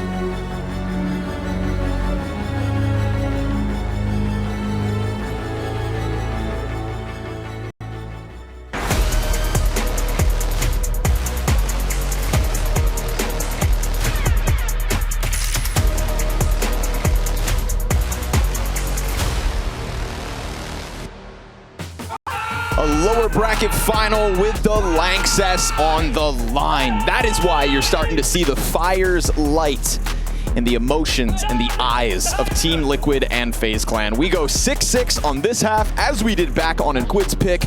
Unfortunately for Liquid, back in that first map, the changing of the half meant the changing of the guard, and they barely posted anything from that point thereafter. FaZe Clan want to get back into a stadium. They want to turn the tide, as slowly their shortcomings have started to stack up. Today is meant to be their day.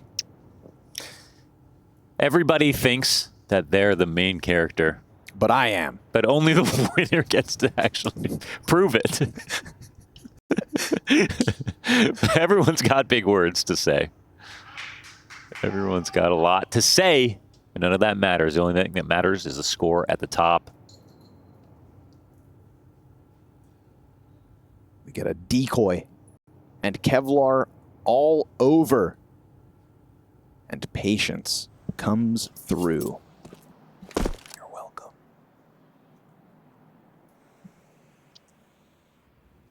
There's nothing to do here. Don't hold your breath.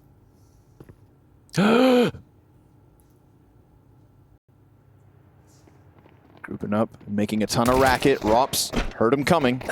Wasn't able to get his headshot, but look at this setup from Frozen. He still just sat behind the ramp box.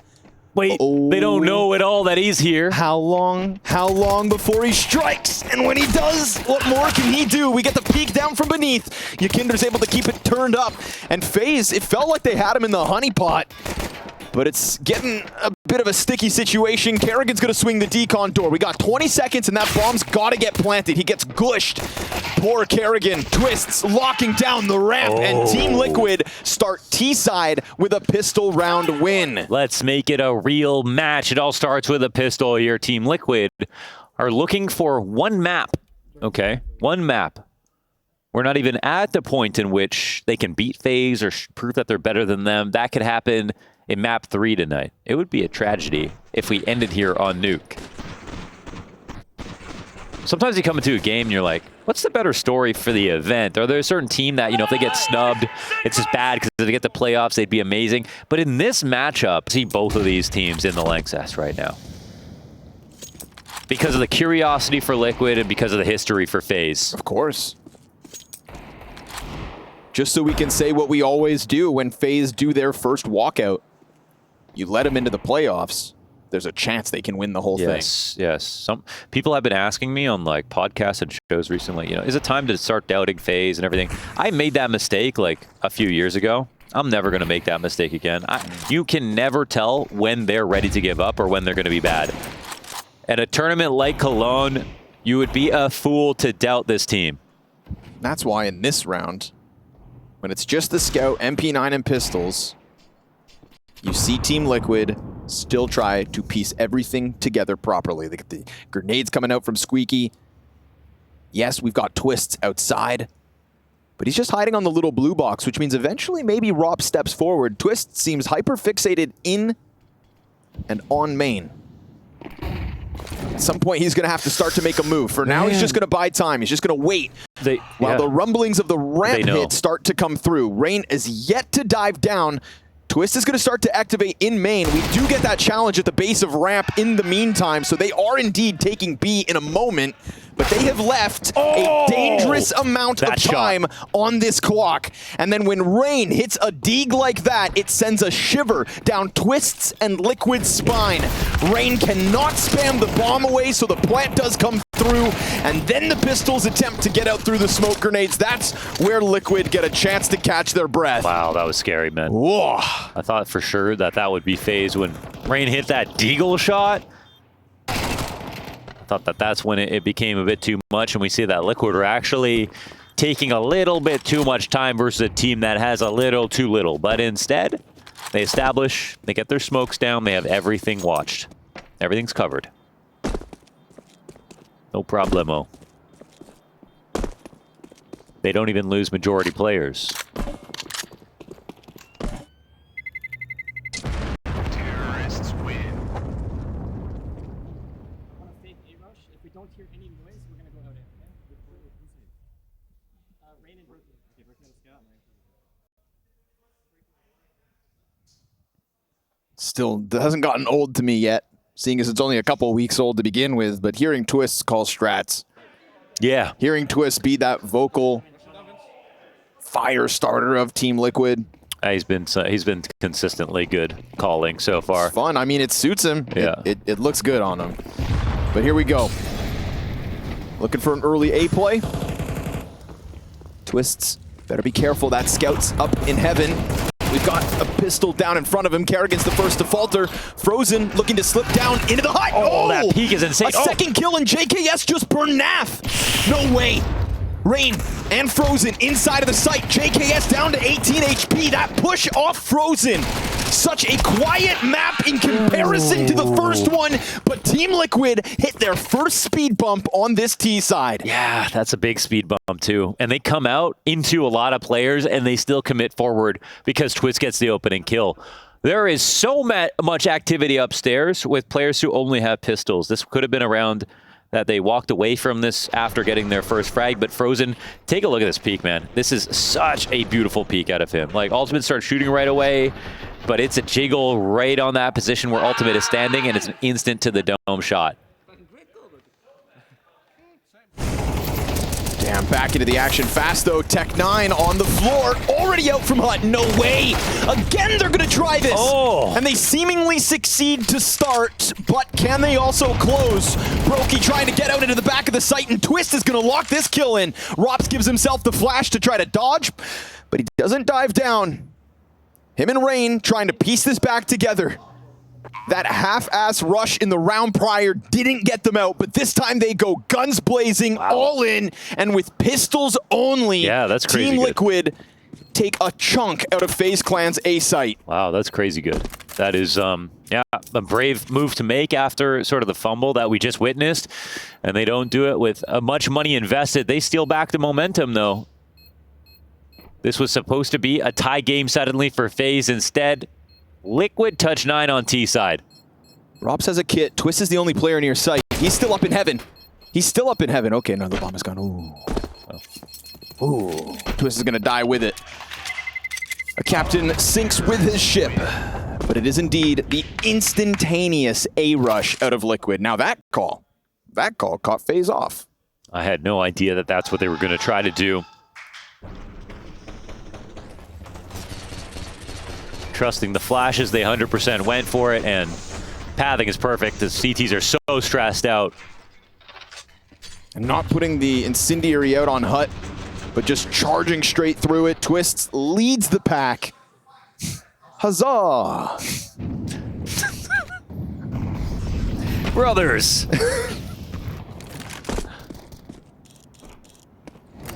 I didn't know we were allowed to do that. I didn't know Twists could kind of pull one over Kerrigan's eyes like that. Yeah, a couple moments where he's making a call. That's exactly what FaZe don't want. And they wanted that. Walk up around Mini. Gets called out. Twist has made some noise here, and I don't know. They've got Mini cleared out, but now there's somebody who's playing inside of it. Kerrigan, his old captain, and nice. He's got backup. Yeah, Frozen sitting on top of Hut. Frozen's been pretty solid and closing down. Oh, what? Is that ninja peek out of Nafly through the smoke? Okay. How do you even line that up? How do you line that up? And I mean, Naf is a ramp god. He wasn't smoke blind. And he goes back too. Look at this. Almost catching Rain off, but Ultimate's op finds one. JKS also on a sniper. This is weird. And with man advantage, FaZe keep JKS separate from Ultimate, who is having a fantastic map in contrast to what he had to offer on Inferno. So can he really do this? Because his teammates so far removed from him. 30 seconds, both still on ops. And we've got FaZe in the midst of a lobby push trying to flank JKS. His last known position right here in the ramp, but they wait a little too long, and he gets up into heaven. Now the bomb is behind him, of course, on Ultimate. 2 ops. What do you do here? 2 ops is crazy. If they win this round, it would be special. They both go down. Both drop down. But that opens the door for FaZe's flank from ramp back into heaven. Happening? Surely this double up inside of the heaven. Neither op is watching this. And Ultimate, I mean, impossible to turn and get them all. So nice move by FaZe to follow through the ramp up into the heaven. They could smell them like rats trying to get into the back of that A site. It's a bomb plant for Liquid, but it's an answer again out of FaZe. 2 new guys coming on to Team Liquid. JKS is inspired by Ultimate's op. It's a great last shot from him before the double push takes place. I can't even... That's just madness, man. Very close moments. Nearly saved round here by Nafly. Nice! But how much more can you ask of him? It's actually unbelievable how consistently good Ultimate has been on Nuke, considering the experience that he has. And we're talking about a second map now versus FaZe in the same week. You know, when we watched Wrinkle on Nip try to do something, and at the groups, he showed some really promising performances, and then Modesty said, yeah, but he's being a little too aggressive, and watch, we can punish him, and then completely countered him to the point that he was useless in the map versus G2. Why hasn't that happened to Ultimate? How come they can't figure him out? It's too new. There's no game tape. Kid's played 2 LANs before IEM Cologne. Like including Pasha's gaming school? No, that one didn't count. 3 LANs then. There's been a lot of missed utility this game. Well, Naf would tell you that it's on purpose, actually. Well, I think he might be lying. If you can justify a Molotov in the rafters above Squeaky, then I'll believe you. It's called the Pencil Molly, and it's very standard in Tier 1 CS. Okay. Excuse me. Wall of smokes goes up. Little challenge. They're so prepared for this. They've got peek. Yeah, he's gonna win his fight and get away with it. Does Rain want a piece of the action? Goes for the spray through, doesn't hit anybody, and Naf is just charging headstrong into the little HP that remained of Rops. Felt as though we had the favor, but we've got Twisted JKS still upstairs. Now, if they can take over Squeaky or hold all 3 of these players in here, then that would have been ideal. But it's an instant delete of Twists from Frozen, and it is Naf just stuck downstairs. He felt like he had something going, but the momentum seems to have dried up. All 3 Ts are still in very good positions. There's 4 CTs available, but the bomb is downstairs with 1 other player. The CT rotation is locked off at the vent. All JKS can win this round. Can if he gets it, but he doesn't finish Kerrigan. And Naf is going to try to go deeper into the B site. He is alongside Ultimate. At least 1 other teammate for Naf was able to get downstairs. There's an attack coming out from Decon, and they do get cleared.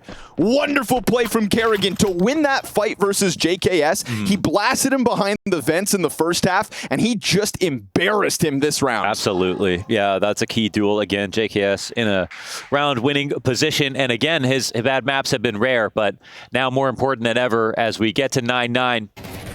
Because on top of that, Kerrigan getting back down vents, he opens Decon door, and he clears out the last 2 Liquid players from that peak, right? When things are getting stifled here on ramp, Kerrigan comes through with the Naf frag. Round's almost over if JKS can protect the vents, because, again, even though they're 3-4, with a bomb planted on lower and only 1 rotation, they would be in strong spots, and he knows that. They won't need reminding. Oh my God. Ultimate continues his reign of terror, 18-9, this time with a Deagle shot. Do we have a chance at another upset round here for Team Liquid? Rops is going to make sure Ultimate goes down, but Twists has 1 to offer. Damn! How safe does Frozen feel in main? Gets the better of the timing, but that does queue up the next Liquid member for his chance. Frozen, he's had enough. Kerrigan just gonna slip down into the action. JKS gets a little taste of revenge, and Yakindar has put his hands on an M4. Now, he doesn't have Kevlar, he does have the bomb. A minute for the Latvian Lacerator to cook. Oh, this one's going to be a bowl of pho, okay? You really want to take your time with it. You don't want to rush any steps. And Yakinder going to lobby roof. All right. It's an interesting route. But as he sniffs the pixels, he does indeed find an opening on the A floor. He's going to tiptoe his way out to no resistance. There we go. This is your dance floor, Yakinder. He just doesn't believe it, though. He thinks there's got to be somebody around here. Let me clear out all the angles. He's still not made any noise, but the CTs now have rotated. He's got to get that bomb in. Yeah, into new positions. Frozen's low. Brokey's on and up. Yeah, Frozen's also half a mile away downstairs. Brokey has slid up into heaven silently, but then when he uses the nade, now Yakinder knows he still doesn't turn around. He wanted to catch somebody trying to come up from the vent. Yakinder in between the two, Frozen first, and he knows that Brokey's up there, but where could he have gone? Yakinder waits, and as he gets around the corner, he's just going to try to play this secretly. Brokey is hunting in, he's going to the left, but there it is, the pistol. All he needs, tries to dodge the fight, and that doesn't feel as confident from somebody who we know loves to go for those wide swings. It's true, and he couldn't play for time right there, but he also only had like 28 health. He needed like an instant headshot, and yeah, he couldn't catch Brokey while he was still up in the rafters, so it's a nice try. You know, the path that Yakinder found was already impressive. The fact that he found a way to get in the open site, he was a perfect read on the situation. And yeah, I mean, if he had more HP, I would have definitely said it's surprising. Would have been more surprising if he lost it. But is this the fate of Team Liquid to play close to FaZe but not win? It's already been 3 maps in a row here in this week where FaZe have just narrowly beat them out. And honestly, Inferno was fairly one-sided. Yeah. Like, that wasn't even as strong for Liquid as the last time they played. Yeah, the second half was just so flat. But this time we've got Ultimate having the same performance he did last time, which is being at the top of the board, being a top performer as he has shown. Hey, man! We like those, we like those, we like those. Yeah, still tight. I also had a chance in door. Oh, Can't yeah. lie. In stage 2 of IEM Cologne. And that's why it's a 1-round game. FaZe eyeing up a bit of trophy room. And JKS, man, he has been getting bullied by Kerrigan. So cue up the Brokey peek deep to lobby. JKS is relegated to that corner. And if he oversteps, he is toast. Yeah, he tries to come into it, and what do you know? JKS down. Lobby's taking over. They're all outside, and they're extremely scared now. It feels like they're going to have the freedom to fight this. Oh, Frozen gets himself 2. Man, it's been an incredible map from Frozen. You got to give it up to him. Damn right. It's been a hell of a series after his Inferno carry. Absolutely dominated Banana from both ends and has been the bane of Team Liquid tonight. Ultimate looking for something to pull on. But it's the fact they went for that fight on main before the smokes fully pop that offers over the 2K to Frozen. Naf and Ultimate given space outside, given enough respect. Respect and space could turn into a problem for FaZe.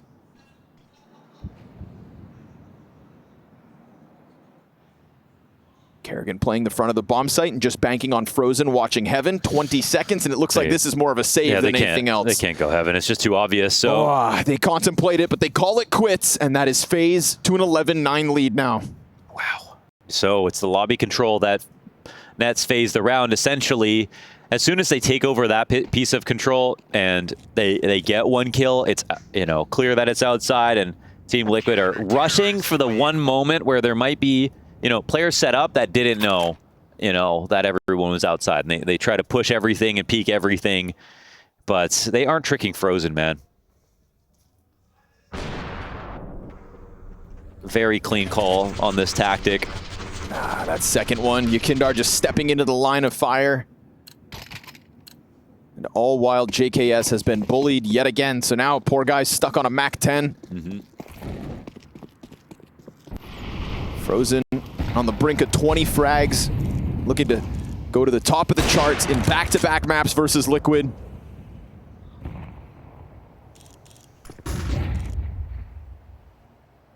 Brokey scours outside, little jump peek a couple times. They wouldn't jump 3 times in a row. Of course not. Yakinder's not that crazy. Meanwhile, Team Liquid want to try to bolster some kind of a trophy room hold. 2 players over there, just in case FaZe decide to get frisky like they did in the last. We get 2 players behind red box too, so will they get to secret? This could transition pretty quickly into a split. This round feels like it's missing some energy for how late in the game it is here for Team Liquid. Still trying to go the incognito round, work an individual kill, and they catch this one off, no problem. Twist tries to get a little crazy. Oh, that shot's missed. That was an opportunity to catch the opper down. At the very least. That would have been a queen off the board, and now Ultimate still finds another chance. Hard shot. Survived an op shot as well. Brokey hits him in the leg. The nade doesn't finish it off. Yakinder's got the garage control. Oh, they don't kill Brokey. If they get too tied up on these individual kills, though, who knows what happens? Meanwhile, Kerrigan pressing up into Squeaky, caught by Naf, blindsided by it, and the CTs just continue to falter. Frozen, though, in the pocket, stops JKS. 24 seconds. Sidelined again. Frozen holds with an incendiary in hand. That's going to fluster the bomb plant if or when it does come through. He picks that Are off. you kidding me, Frozen? He's able to just keep that pressure up, and he finishes it with the USP. Oh my God. Perfect protocols, positioning, and mechanics out of Frozen once again. That situation should have been a wrap. But you couldn't help but feel like when we switched over him to pushing into Hut again, he was going to pull it off. How does he feel so comfortable? I don't know, man. He makes it look so calm. He makes it look so calm. This actually shapes up into a very solid round out of Team Liquid. It felt like there was too much in the staging of the round to really bring this together in the end, because FaZe were watching all the positions they were starting to encroach on, and FaZe got the opening kill. But they did start to get the lurk frags. But now they are on death's doorstep. Potential elimination here from IEM Cologne. Team Liquid have put up a formidable couple of maps, but still it's slightly worse than the last time they played against FaZe, the only team that have beaten them since their debut. Yeah, Team Liquid have put forward a formidable couple of weeks, but the bane of their existence in Cologne, their humbling reality check, not once, but potentially twice, is indeed this FaZe clan. Team Liquid have proven already in their early days as a roster that they can survive with resilience, but in the face of FaZe, it may be too much yet again. Molotov towards the secret steps. There's been this affinity for Liquid outside. We saw Twist try to get zany with that jump last round. Kerrigan, yep, yet again, gonna shut down Twist as he tries to serve as the jackknife for some kind of an A hit. It just doesn't happen. They simply can't best FaZe. This CT side, rock solid in the dying moments of Team Liquid's Cologne attempt. Brokey slides forward alongside his teammate, and as he falls, it sets up Rops, but there is still a chance that Ultimate himself can set up Liquid to survive. That's what this is all about, a little bit of survival. Frozen gets an angle down lower, and as his teammates look to get through, it's a deep position out of JKS, who's been negligible at best. As of late, they do hang on. 3v5, they get down that ramp room, and it is Liquid to keep on fighting. Incredible. I mean, we're almost about to take headsets off. That's how close this round is to over when they catch the double layer lurk into Mini. No way they picked off both Twist and Yakinder, which was the crux of the play, into a double stack position inside of ramp where they aren't ready for the second player, and they still get both kills. And they don't lose a single man in the 3-on-5. That's a wake-up round for Team Liquid, who have been playing it extremely slowly. Now they know that FaZe have no money, and they come out quick. Oh, so fast. In fact, we nearly missed the first. It's just pistols. It's a chance to gain a little more confidence off of these hits. And if anything, these fast hits from Liquid, when they were able to swarm A site with pistols, that is one of the key moments that has kept this T side in contention within Cologne. FaZe decide to let round 23 slip by the wayside with pistols. A reality check for FaZe, who maybe thought that this ticket had been punched. There are so many criteria for what makes a team great, and lately we have heard from Kerrigan saying that X factor is something that you've just got to hope your team has, and if they don't show it to you, well, you're going to lose big games, and that's a moment for Team Liquid in the 3-on-5 where they show it. They could have easily given up. I mean, it was already going dim in that moment when they lost their first two players. And they laid back on their individuals, now found themselves in round 24 and have damn near cleared the board before we go into the final round of regulation. It was surprising to see a temperate pace from them in the latter rounds of this half. And now I am so curious what kind of CS Liquid are going to bring in round 24. Right? What kind of character do you want to show? What kind of test do you want to offer? Twist and Kerrigan given an extra chance to talk things over with the coaches to figure out what the move is. And you would think that wealth of experience on the side of FaZe, you'd surely assume that's what gives FaZe the edge again. This is the ultimate test of Twist. This is the moment where he's on the T side versus his old IGL in Kerrigan. This is the round that Kerrigan puts together a Canada call with Twist at the tip of the spear. What has he learned from his favorite caller in his career? The guy who has brought him a major in his career, a Grand Slam. Twist in this timeout has a moment to think. I've got the resources, I have the players, and they showed me in the 3-on-5. They're here to win and bring this to overtime. What is the call, Twist? Yet again, trying to put himself top main. We've seen it fall flat, these outer plays. We've seen them just kind of get caught in with the further presence of FaZe. We've seen Kerrigan do great things inside of main, but this time it's Rain instead. Takes his place, and Yakinder given a chance. It's damage each way, but everybody cautious of what could be that second layer, the extra swing. Brokey goes passive as the smoke cross is allowed. We're talking about 4 players for Team Liquid already downstairs, and only Kerrigan trying to get ahead of this with Rain behind him. Oh, this is a lot, but Twists! He gets saved by Ultimate. Another frag put forth. 23 kills to Ultimate to keep his IGL alive. The hopes of Liquid on Nuke. A blip. There is pulse. no lobby lurk in this position. Yakinder, he can come in the front door if he wants to in mini. Rain slides out. Can he do any better? Kerrigan got blasted, and so will Rain. But now Rops at bat, and it's an easy first one. Tries to keep his head down where Ultimate's gonna hit it. And with 4v2 queued up, Yakinder keeps options open upstairs. They take the vent. No! Frozen! He's there with the double frag. Can he do enough to set up Brokey? That is such a sick position for him to slide out like that. And Brokey's route is completely unknown. He has gone unspotted all round long. And he's here to test their mettle. Brokey in the 1-on-2. Up on his back. He's got a smoke, but no kit. And nobody died inside of this bomb site, so it's going to have to be that 10-second defuse. This feels nigh impossible, but leave it to Brokey to post a critical clutch. He sees the gun towards Vent and gets the first. That's JKS taken down, and Brokey survives. Now you've given him a shot.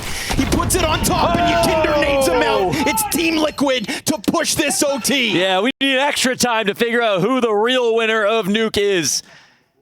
That is massive. So the play is have Yakinder challenge mini so that they can go with the full cross into lower. They keep it incredibly simplistic as they walk downstairs at Secret.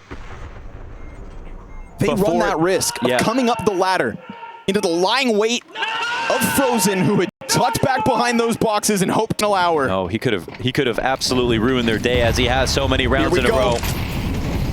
Oh man, I thought a faster pace was to be set again. We've seen Team Liquid just try to swarm this A-hit. And after a few pieces of util, they want to hang on to the front line of it, but they better be careful.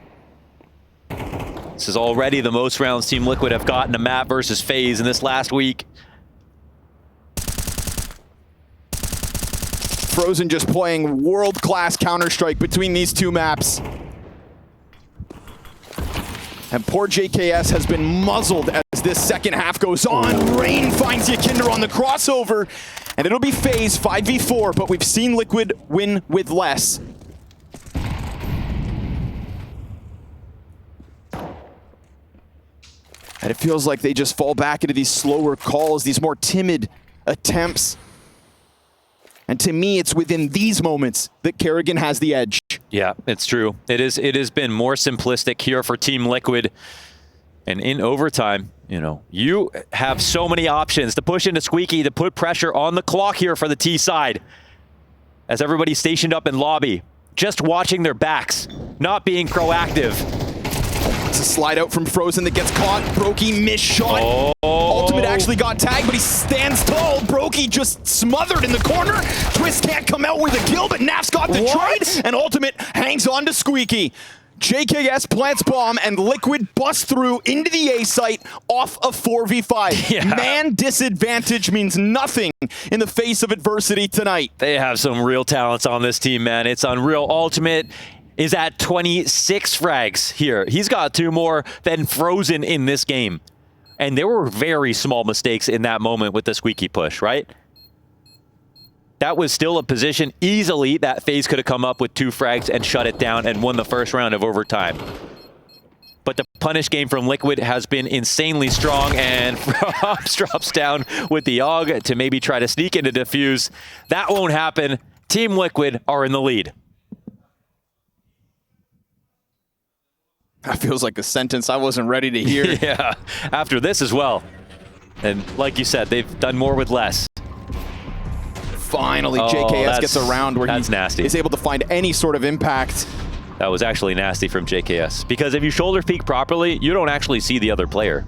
Once you see the other player with your camera, you've gone out a little too wide. And that could have been a moment where Brokey takes him down.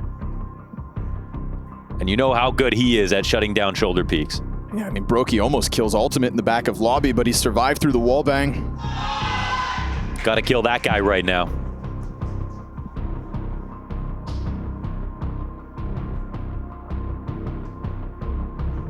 Nuke is delivering. Liquid on the comeback is delivering. When Ultimate bursted onto everybody's radar last week, it was all about late game play. I want you to keep this up, what you're doing right now. Everybody calls. Always. Even when you're dead.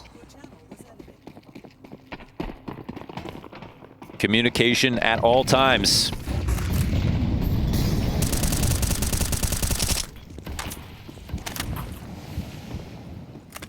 Kindar, that first casualty last round. And it looks like Robs is going to try to take more space than what previously they had. Oh, Twists! Caught off by Rain, who certainly had the advantage, and yet Twist prevails. Liquid go up 5v4. Man, when those smokes get blown open, it is such a true test of raw aim ability. And Rain has a big advantage there in spotting Twists. JKS. Oh, he gets holding. found out. And Brokey just steps right in. JKS doesn't even get a bullet off. And a smoke that leaves a lot to be desired. Now, they aren't watching the outside cross, so they might think that it's possible. They're all trying to get in through secret. And Kindar's found it. oh, yeah, that's a huge find. All that presence outer, that extra bit of support, well, all for naught. Robs, who had gone downstairs, meets a Molotov, and Brokey had been peeled down my as well. God. They didn't know what was going on outside. That extra smoke that comes out from Twists creates the uncertainty of which FaZe get caught up in, and that is even with the ramp push. Yeah, it's a big honeypot there from Twist. He says, pay attention to this. I'm still outside. You didn't kill me, and I'm going to punish you even further for that. If you think that it's going to be a secret cross, there's still lots of time left on the clock. It could happen. And meanwhile, it's these upper entries that have been fantastic out of Team Liquid. They are even oftentimes running into 2 or even 3 players and still getting majority of the kills for minimal sacrifices. Trying to sweep away the last 2. And Brokey's not having any of that, so Op gets held on to. Final round of Liquid's T-side in overtime. Looking for that clean sweep. Yeah, this has been crazy good so far. I want to say from both teams, but it was, for FaZe to get to 12, but it's been Liquid from there on out. JKS sat on that angle. Doesn't pull the trigger. Again, just getting pushed out of these rounds. You can't help but laugh at this point. Mythar loving it every step of the way. Grim Reaper had a total grasp on this game in this entire series, and it looked like a repeat of what we saw last time in this matchup. But Liquid off of a 3v5. And if you have to go back and watch the 3v5 to understand how crazy that was. 3v5 with a double up inside of the ramp. Like you said, felt like the Grim Reaper, but maybe it's Yakinder to swipe him away with the scythe. No, sir, he gets stuffed. Okay, there's a different look from FaZe. There's that aggressive A attempt from Liquid again, and this time it nets them absolutely nothing. Yep. Frozen surviving test after test with the multi-frag. In the final round of Liquid's offense in OT, JKS turned away. Naf's got one pin behind Vent, but there's a lot of work to do here, and Brokey not wasting a moment. They finally found the antidote to those upper rushes. That had to be the biggest problem for sure for FaZe Clan. They put that together and at least pick up one round here. I don't think sides matter in this game, whether you're T or CT when it comes to overtime. So I'm not going to say that this is a massive advantage for Liquid to get their first 2 T rounds. More so that they just have 2 rounds in general.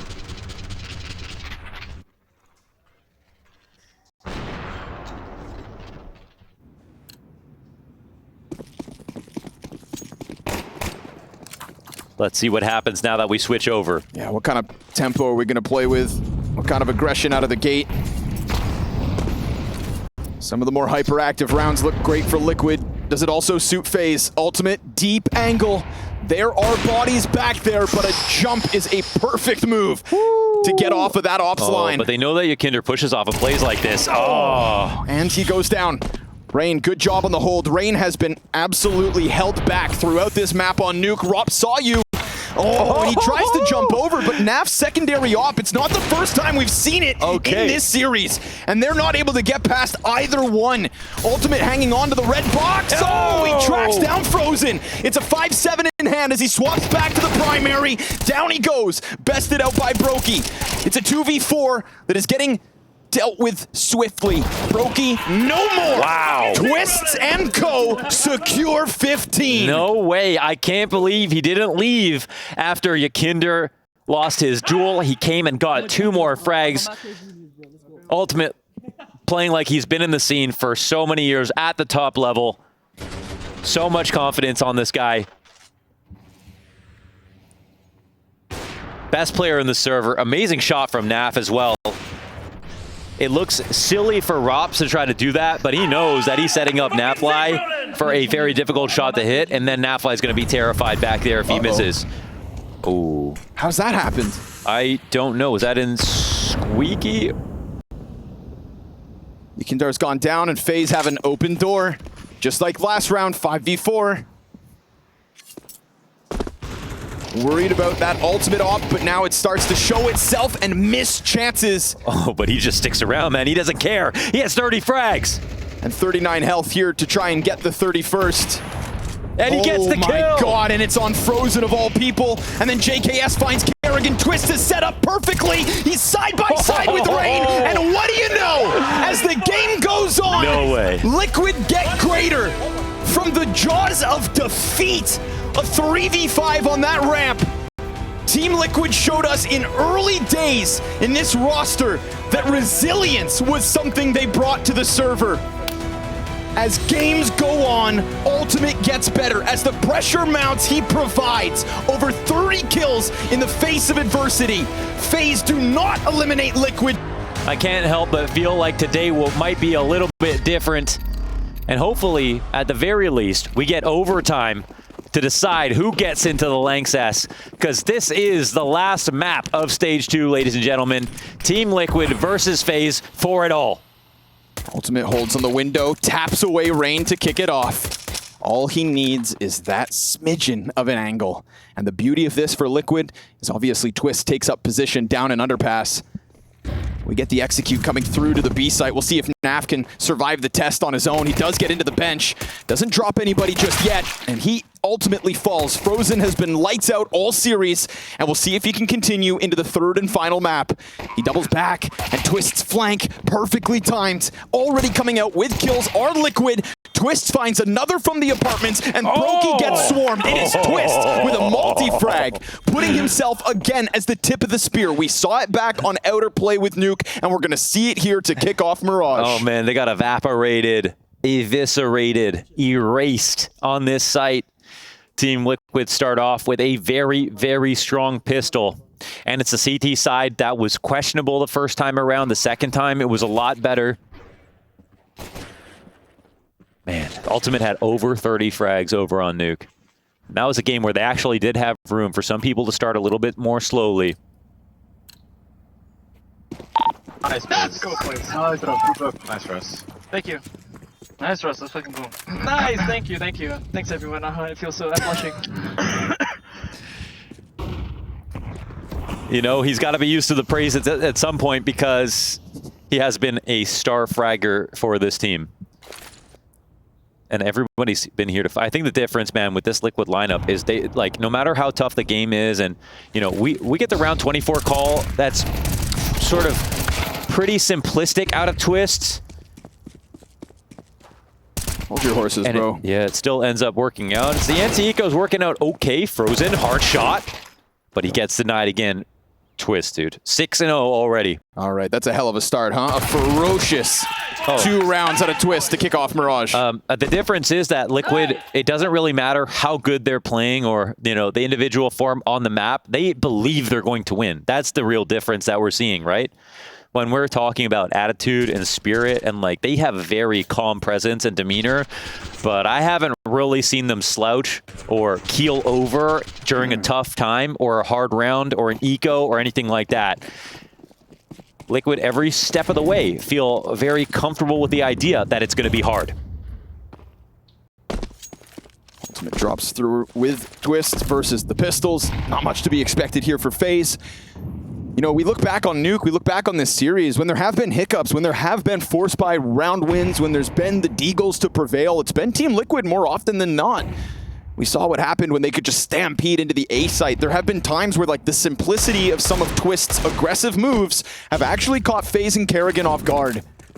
And that's really something that I didn't know whether or not would be able to happen. Can you catch Kerrigan off guard when you'd think he'd have a read? Ultimate's gonna get bested top middle. That's at least one casualty here, but oh my goodness! Oh my God, Twist! Just tippity taps his way through 4 like it's absolutely nothing. They didn't have Kevlar, so be it. But what are you doing right now? You are feeding confidence to an absolute monster. Yo, you just melted them down. That was insane. I mean, we're talking about not many guns here, but look at this. Not a bullet missed. Any more compliments? None needed, man. Wow. They've put him on his pedestal. He has delivered out of the gate. He has set up this team from its formation to its early days to now surviving the second test against FaZe. Missed shot from Ultimate, not ideal. Oh, JKS gets popped in the back. Robson Ultimate, critical fight here. And Ultimate comes out on top. Wow.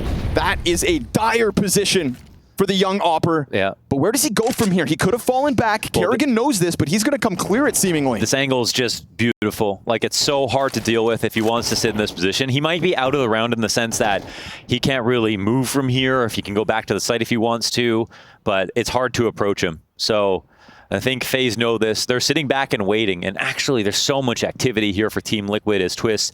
They're sending him off on a mercenary mission, 10-0. Facing forward on the ramp. Maybe Kerrigan can take him out, but how is Kerrigan going to read that after they push for palace control, it's a ramp that also gets pushed? That's unorthodox. And the last thing you want right now is for Twist to be able to see people from their sides. Man, if they take too long, that top connector smoke, I mean, it's obviously going to slow them down unless they decide to burst through it, and it's their own smoke. So either they wait here at the bottom of middle or inside of Con, which could have been the moment, but Naf actually gets bested. Kerrigan finding his entry out from Palace is what gets them away from what could have been that dangerous flank from Twist. Oh my God, the timing is everything right there. It's actually... he could have stopped the plant. Oh my God, he actually could have. Man, they didn't realize what was locking in behind them, so shout out Kerrigan, finding the opportune timing into the A site and an instant kill as well. This is not a call that Kerrigan makes if he knows what's happening on the A ramp, right? If he knows that there's a push that's coming out, but because the flank takes forever for Twist to get around through mid, he misses obviously by a second as they come to the top of connector. This round comes down to the top connector player dying without a frag. If he gets one more kill and they're stuck there, then it definitely gets ugly. But FaZe don't have to worry about that. They got the round. That's FaZe stepping off the railroads without realizing, because headphones on, the trains are coming down the tracks. Yeah. Wow. All right, man. They narrowly avoid disaster right here. But so on paper, you know, FaZe are, this is the bottom of their map pool. Dust 2 and Mirage are both fairly weak for them overall. And this is a symptom of just recent form for FaZe, where they're struggling to take down wins over many top teams. Liquid aren't one of those teams, however. And also, it's an elimination game. It's a game to get into the Lanxess. It is the type of game that FaZe are going to beat the stats on every time. But when we talk about on paper, Liquid should actually be somewhat comfortable and have recent game tape versus this opponent, right? FaZe are definitely hoping not to get to map 3 in this position. Simply 3 frags away from closing the series 2-0. From having an easier night in the office, but we hear that dismantling of the boost on Cat. Frozen would have heard that from underneath. And so is it safe for Ultimate to still sit here? You know, if anything, that's audio that 2 players should be up the catwalk. So to me, it's no surprise FaZe start to just kind of inch their way closer to the B-site apartments hit. They're met by a smoke for the time being, but that's fine. Their timing still works out if they do press against it. Oh my God! Wow, what a shot. What a shot from Frozen, and he takes damage in response. But again, he had that info, right? Yeah. Wow. He heard somebody drop, so to no surprise, Frozen, highest rated player in the series, even despite a map 2 loss. Yakindar will find one top con. The bomb is right behind it. This has been a slow cook from FaZe, but they're going to trade out into the A hit. There are defenders here. Twist holds top Tetris. Kerrigan trying to clear him. It's actually JKS to come out. Oh, you put him in the opportune position. Unchecked by Kerrigan. Successful. Oh, it's just Rain crossing through the fire. JKS lets him into the bomb site. He's got just enough time to go for the plant safely on the default. JKS comes out. It's not a fake. And as JKS stands out in the open, looking for his 4th, he will stick the landing. From ramp to the clutch, it's Liquid up 4-1. Oh, you could say it's just Rain, but it's Justin to come in with that clutch. Unbelievable. In one of the core positions that he has on this map. Somehow Kerrigan gets by him to take out Twist, and he has no idea what's happening to him at this moment. JKS phasing this smoke and coming in with an A4 spray transfer that'll twist your head. Unbelievable. I think one of the benefits of Team Liquid, if they have hopes of winning tonight, is you've got JKS on your team playing Mirage. Back on Nuke, I mean, the poor guy got bullied. You saw him smiling through the pain as he got stuffed round after round by Kerrigan. Oh, and Ultimate gets away with Naf coming through as well. And the 3 repeat. instant kills out of Team Liquid. And the attempt from FaZe to get top mid is gone. Oh my God, and the way they don't leave mid. They Launders. stay there. Jesus, what's happening? So many times we've seen Liquid have no momentum at the start of games. Earlier today versus Complexity, I mean, they reclaim it. Last week as well in their debuts. It is resilience that Liquid put forth. But this is a strong start that cues up what could be an incredible CT side. Ultimate doesn't skip a beat in this round. 2 frags out of the window as Naf climbed over towards Catwalk. Kerrigan and Robs trying to get down into the site. They do at least have both players out, and that means a bomb planted, sure enough, for Robs towards Cat. If he can kill Ultimate, then FaZe could be cooking. But he's stuck in against the arch, so we're going to get this 2-player Liquid flank. Slowly, JKS is coming to join Twists, who is ahead of the pack. And that timing ultimately takes this out of the hands of FaZe. You'd assume Kerrigan traded by Ultimate, who comes up Catwalk. 3 kills for the Polish op again. They are sizzling. They are sizzling right now, man. That is unreal. The way that they played for mid control, Ultimate re-peeking into mid, getting his kill, getting another one, and setting up Naf for a 3rd trade. Just came right back for it. Wow.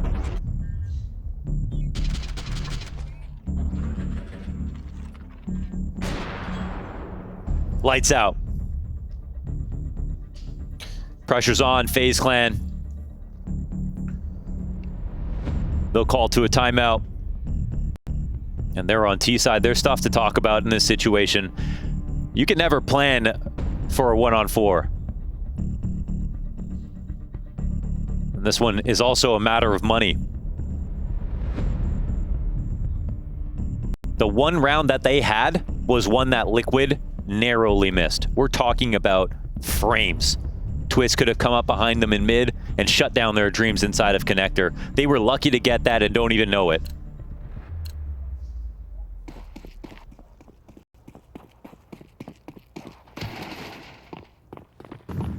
The investment comes in, and it is ropey here.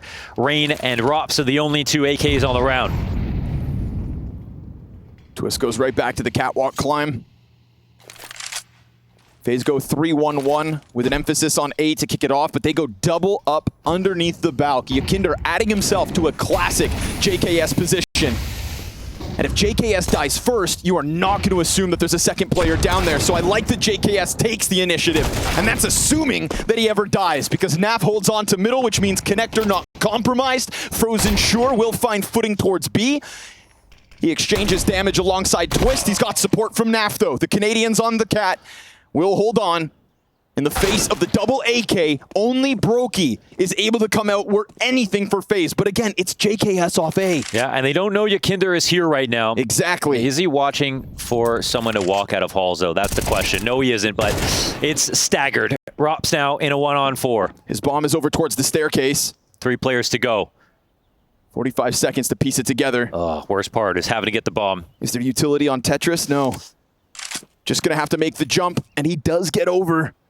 He could grab the bomb and slip back. Oh, nice prediction. And there isn't a peek out of jungle, but there are 2 players there. There it is. When it comes out, it lands. Yeah. Ultimate is not missing. No, and he knows when to go for it. That's the other thing about him, man. When it started off, I thought coming into this team, he was going to be a good opper, but a passive one. And someone who took his opportunities, but didn't go for it. Oh, that's all changed, man. Within a week. There's no shortage of unbelievable rookie performances that we've seen in this game, you know, whether it's Zywoo in 2019 or Bit in 2021, Monacy in the same year. When are we going to stop being surprised that people can come out of nowhere? God. Twists in with the instant top mid kill yet again. FaZe just waiting for these gun rounds and playing off the back foot every time. Twist peels back because it's already a comfortable 5v4. Kerrigan puts the smoke into Ultimate's face. That could slow him down, if anything can. It's crazy how much value they got out of the Cat Bricks boost. That's what they've been watching for here inside of mid. The only time it's worked out for FaZe is when they killed Ultimate, who was there with an op off of an amazing shot from Frozen. You know, won't happen often. Team Liquid are currently 6-2 in opening duels over FaZe. This round, no different. Ultimate, just slams Kerrigan out of this one. And that was the lack of synergy. in. That was the lack of synergy. When Ultimate would jump ticket in their previous game, and JKS was playing under Balk, they would both take turns dying. Here is a much better setup. They have ramp control. There's no one walking out of Palace, and Ultimate doesn't peak too late. Ultimate's performance alongside JKS in one of their debuts last week on Mirage was the first red flag that we had to put up against his inexperience. It just didn't seem to work well. And JKS, I mean, world-class A anchor on Mirage, so I'm not willing to put it on him. To see Ultimate change over, like you said with that interview saying, I don't want to play as much set piece. I'd rather just kind of do my thing. And Twist gives him that freedom. Why? Because Twist is one of the people who scouted him, who had the belief in Ultimate's ability to step forth. So if you're going to put that belief in an otherwise star-studded roster, you've got to give the kid his space to work. They're so fucking sick, boys. I'm learning. We have Highlight what works. Who is And it's only positivity right now for Team Liquid as everything goes right.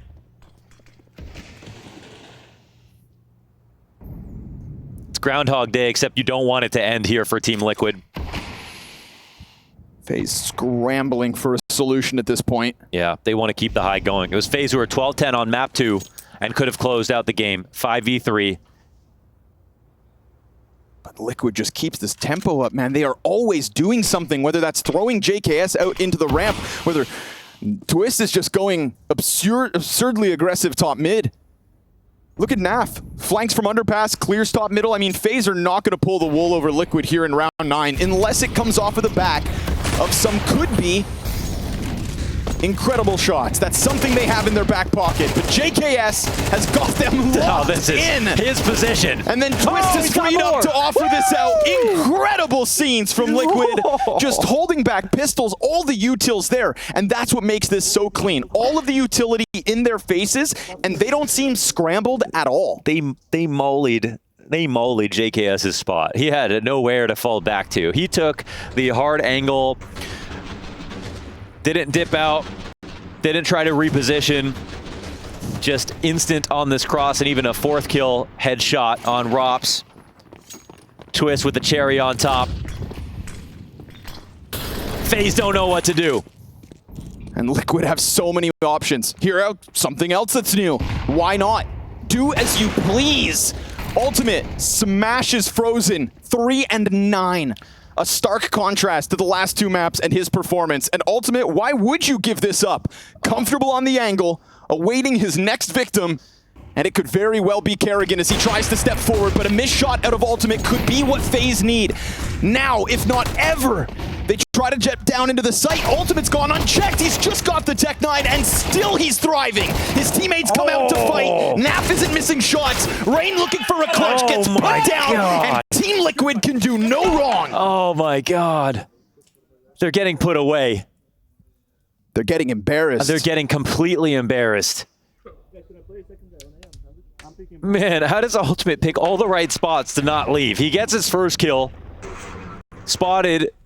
They don't trade him out. He sticks around for another. The mollies and flashes are perfect to push him back out of position, and he gets another Tech 9 frag. Even without that, it feels like Liquid are still going to win the round. Mid-control again. Already? Looking like it's shut down again. Frozen accidentally kills Rain. Little half-buy. They had tools to work with, but we don't get to see any of them on display. What? How are we at the end of the half already? What is happening? What is happening right now? How is this possible? This is like if Donk was an entire team at Katowice, okay? Team Liquid will fear no man on this FaZe clan. Rob swings out trying to post a clutch, but Liquid can simply do no wrong. They feel immortal. I don't even know. The ideas are coming out just as fast, and for some reason, Liquid are able to figure out what their response is just as quickly. Up in the right spot, mid-control when they need to be. Everybody watching each other. The A anchors are doing a fantastic job. JKS has a 1v4 in this game. It's all in the scoreline. The top fragger is negative on FaZe Clan. Rops has 9 kills. That's about it. That's the best part of this half so far from FaZe. This tempo, this outcome, it felt as though it existed from the get-go. Twists up to double digits so incredibly quick. Rain just doing anything he can. The gloves are off for FaZe. They have to fight, because if not, they're getting trounced on this decider. Rops goes down with nothing. No. And as Broky's found out towards ramp, he will try his damnedest. Please, give us something, Brokey. 3 kills in a 1v4 as he just looks for these frags, as he hunts them down, as he tries to keep FaZe's Cologne dreams alive. He sits in sight and hunts, and Yakindar passive back on connector, peeks and swings and closes. Team Liquid with a dismantling of the FaZe clan.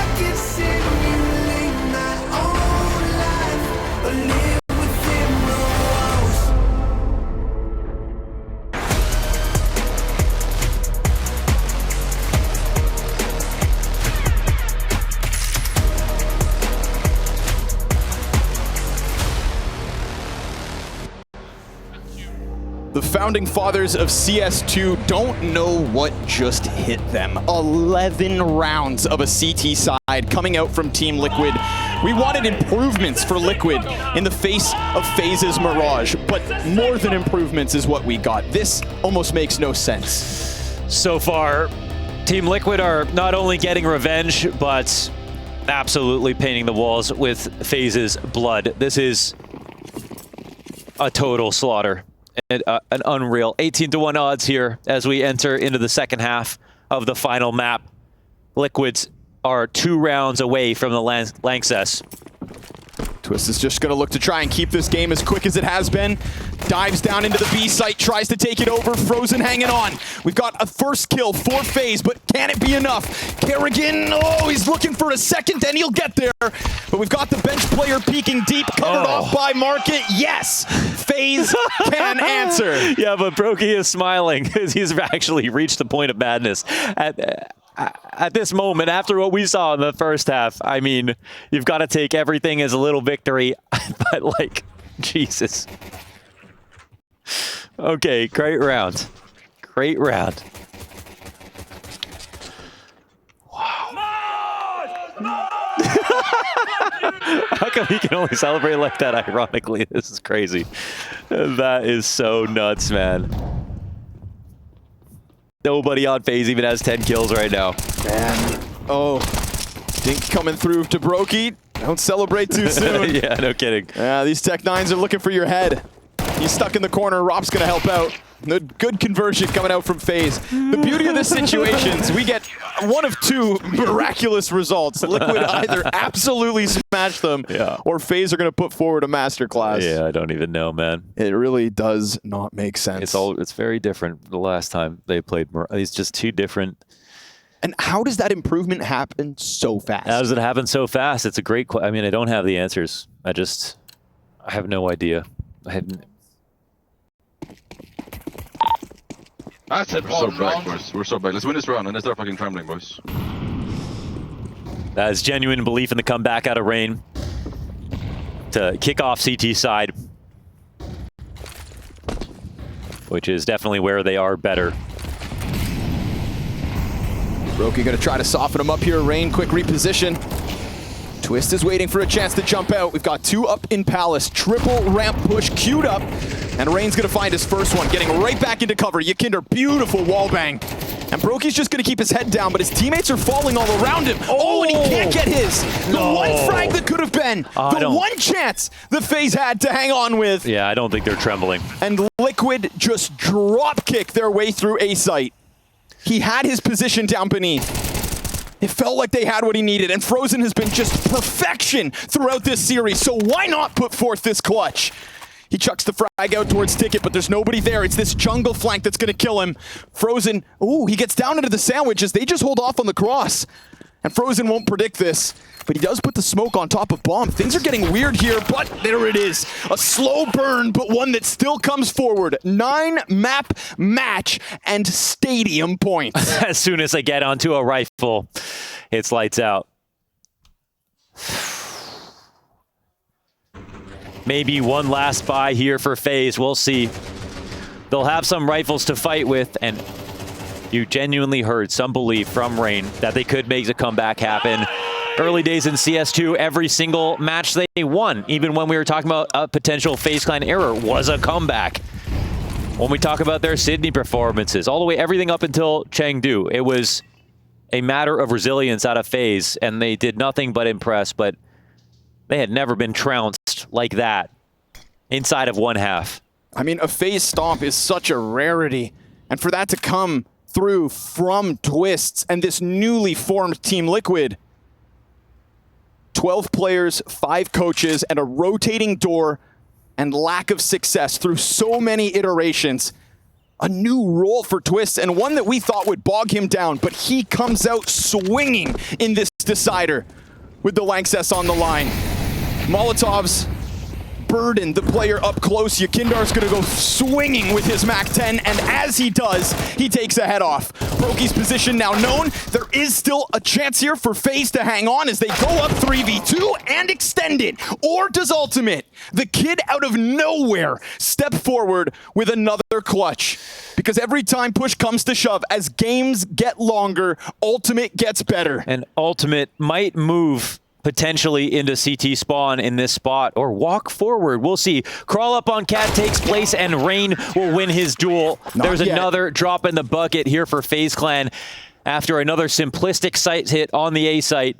Comes out from Liquid because they can try anything. They haven't established what they want to do in this half. We haven't seen anything except for one clean rifle. It feels like a foregone conclusion at this point. That second one from Brokey could be so critical. He dies mere milliseconds after that second. FaZe can't afford to look dejected. It's a chance with a gun advantage. And it's Yakindar to go swinging top mid, misses both his chances to strike first blood. Rops is here to pick it up alongside Frozen, but they do get clipped on the fallback at least. Still, just pistols. So no reason for FaZe to fret. Yeah, the 3 guns go down, and they also can be picked back up here. It's the same bout of mid control that Liquid used against them in the first half that worked so well.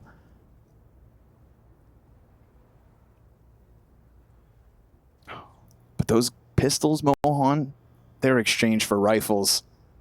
And there's a minute 10 still for this 2v4.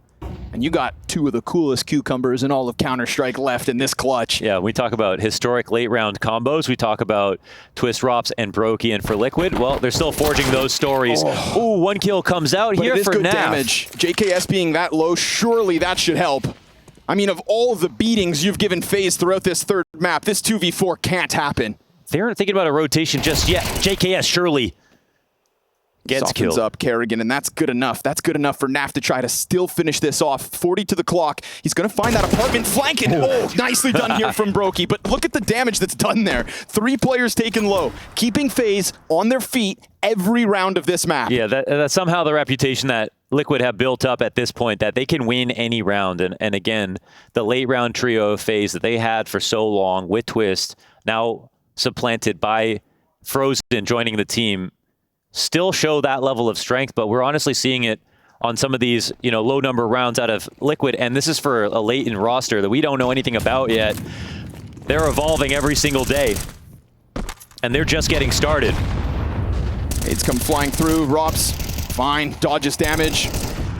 It's a 3-pronged assault towards top middle that Team Liquid just can't escape, as you would expect. Pistols mean nothing in the face of a FaZe that is indeed starting to fire up. They know their margin of error is non-existent, but it's not a round like this that's going to cost them Cologne. Yeah, they know. 6 to go. They ready up for this next round as they know the buy is going to come in for Liquid. And they're in a good cycle of buy save and buy save, but it's like one player popping off. We have a JKS 1v4 that's already taken place. That one just set the tone off of the back of Twist's immaculate start. Liquid could do no wrong when it came to the CT side. And now they just need one right. Twist takes underpass uncontested. There's a lot more space being given here in contrast to the last round. Clearly, when it's not just pistols, FaZe want to respect this opening top mid gambit. I mean, I think a big reason that Team Liquid won so many rounds in the first half is because they consistently challenged mid and won. And FaZe want to do the same thing, but they haven't scared Liquid away from it. Later this round goes, the more potential lurks can come into play here for Team Liquid as they get their claws in. They're readying a B split that the CTs are now suffering in the fog of war. Frozen, he's got that one incendiary, but I mean, he could get killed from the cat peak, and if he does, you'd assume Kerrigan is doomed. There is a player up in ladder. Rain, oh, he holds it. And as long as he can hold it, then we're gonna get that turn from Frozen, even if it is only 7 HP. Twist wants to call the action back towards him, serving as the return.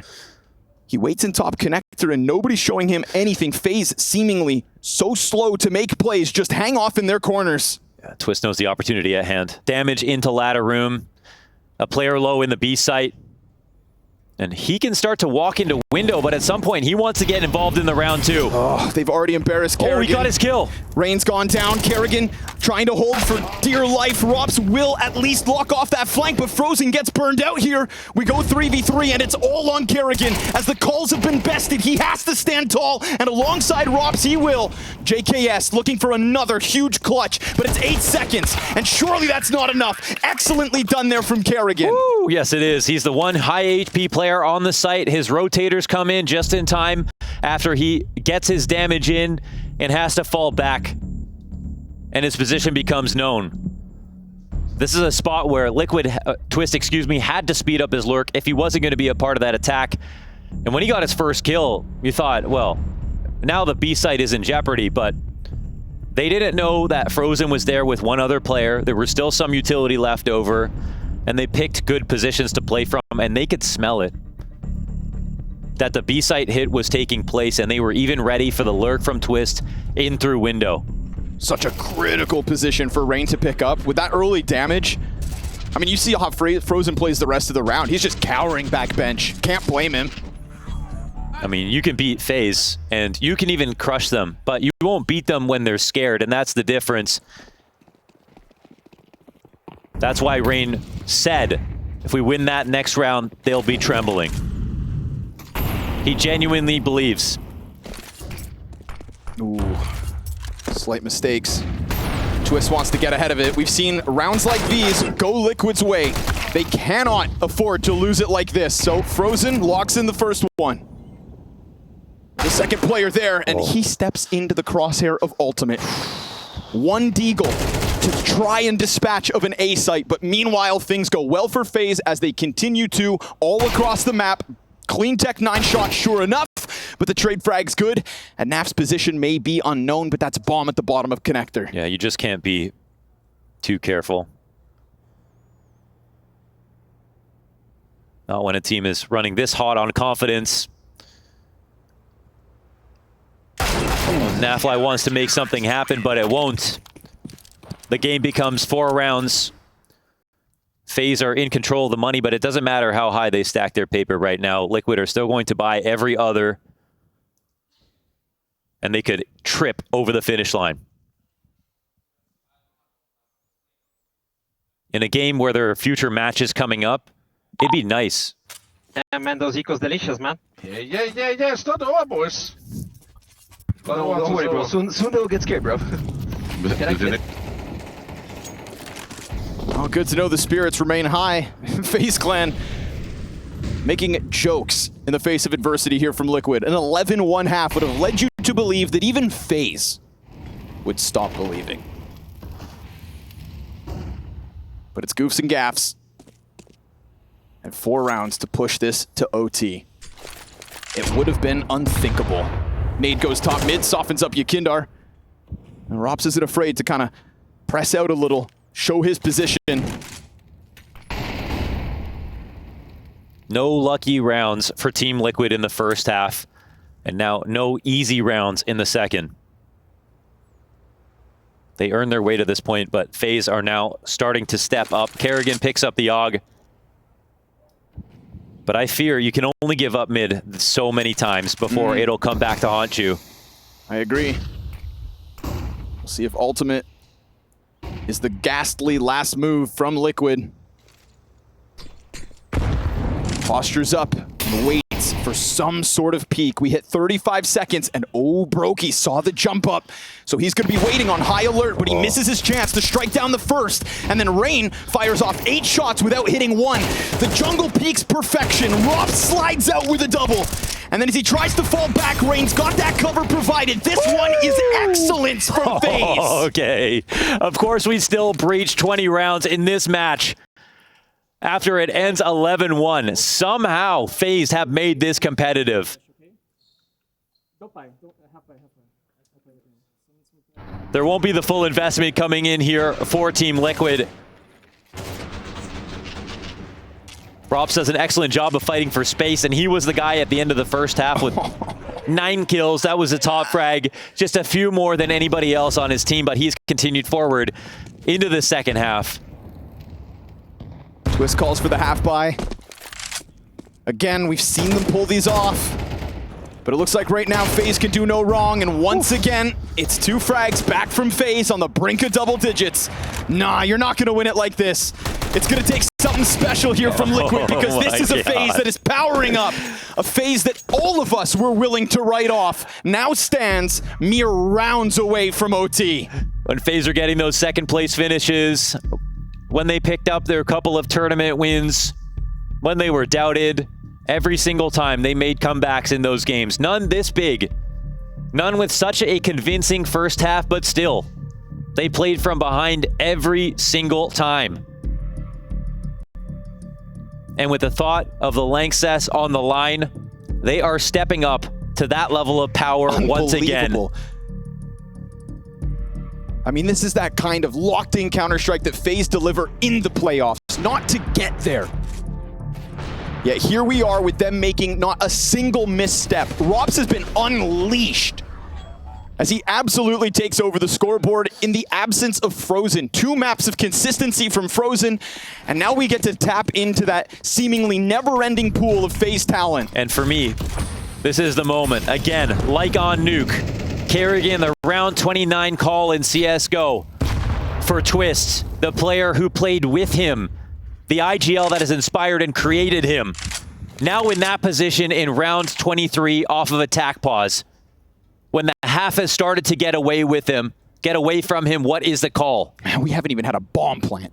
We haven't even had a site take. Team Liquid have been completely locked out round after round. And while FaZe have kind of stepped forward, I feel like Liquid have lost that tempo that got them here. A CT side that seemed far more aggressive, but it's that thought of letting this one slip through your fingers. Twists, new to this role, new to this responsibility, to try and unleash your players in the biggest pressured situation that they have yet to feel as a 5. That is what is going to be called of him. There is no presence inside of middle here for FaZe. Content to play the extremities, to lean into that A triple stack. All this utility comes out, and with it, there's uncertainty on both ends. Ultimate is looking for somebody who is looking to take a risk, but that is Frozen in towards ramp.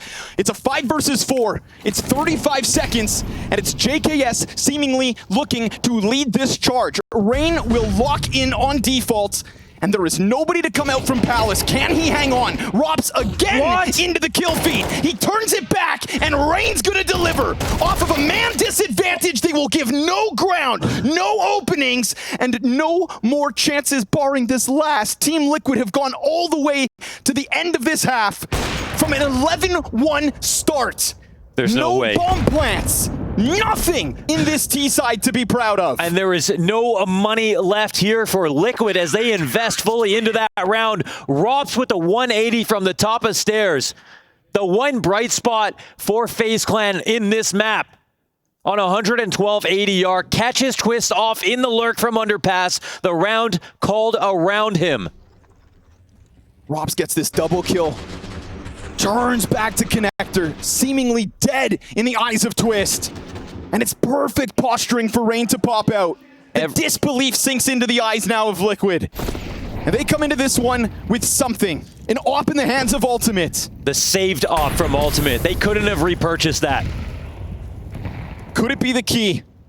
Could this all have been a ruse of a comeback? Or is Rops going to continue to tear this from Liquid's hands? Unbelievable. And only possible if you're FaZe Clan. The only round that Liquid have got on T side is the first time that they got guns up. Years ago. Rops is freed up. Oh my god, Rops is on the hunt. Can he be killed right now? No, he can't. And with that, he could even compromise what's also set up inside the B apps. But no! Rops! He throws caution to the wind, gives a bunch of audio over to Naf, and now they could be going into this B split. There's no eyes on Catwalk. This is the mid control that keeps working out eventually for Team Liquid. Rops had no fallback plan. No one to escort him out. Brokey versus Ultimate. It could be queued up, but Brokey actually takes a more passive angle. They have allowed 3 players on Liquid to get up Catwalk. They've slipped it. This could be the round 5 or 4v4, excuse me. We've had Kerrigan tested before, and with Kerrigan back on bench again, His teammate is no longer out here with him. It's across from Market that does still hold strong. Frozen trying his damnedest, and Kerrigan's gone unnoticed. He almost catches one back towards Cat. Rain finishes it. 2 kills left. The most incredible comeback. Queued up, but not yet finished. Naf, in the heat of the moment with 15 on the clock, gets the first 2 kills, and with a quarter health, he drops into the bomb site. Surrounded still, and yet they give him that bit of respect, but he just doesn't have the time. The nade will find him. Can you believe your eyes? Yeah, it's right. another classic FaZe comeback. This is beyond. This is a reference game from FaZe on the comeback. They reached into the basement for this one.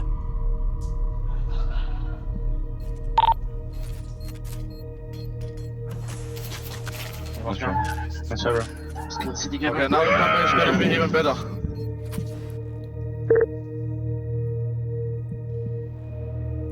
This is a heart pounder.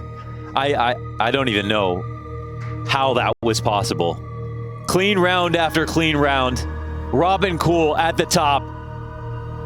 FaZe now on equal footing. The pressure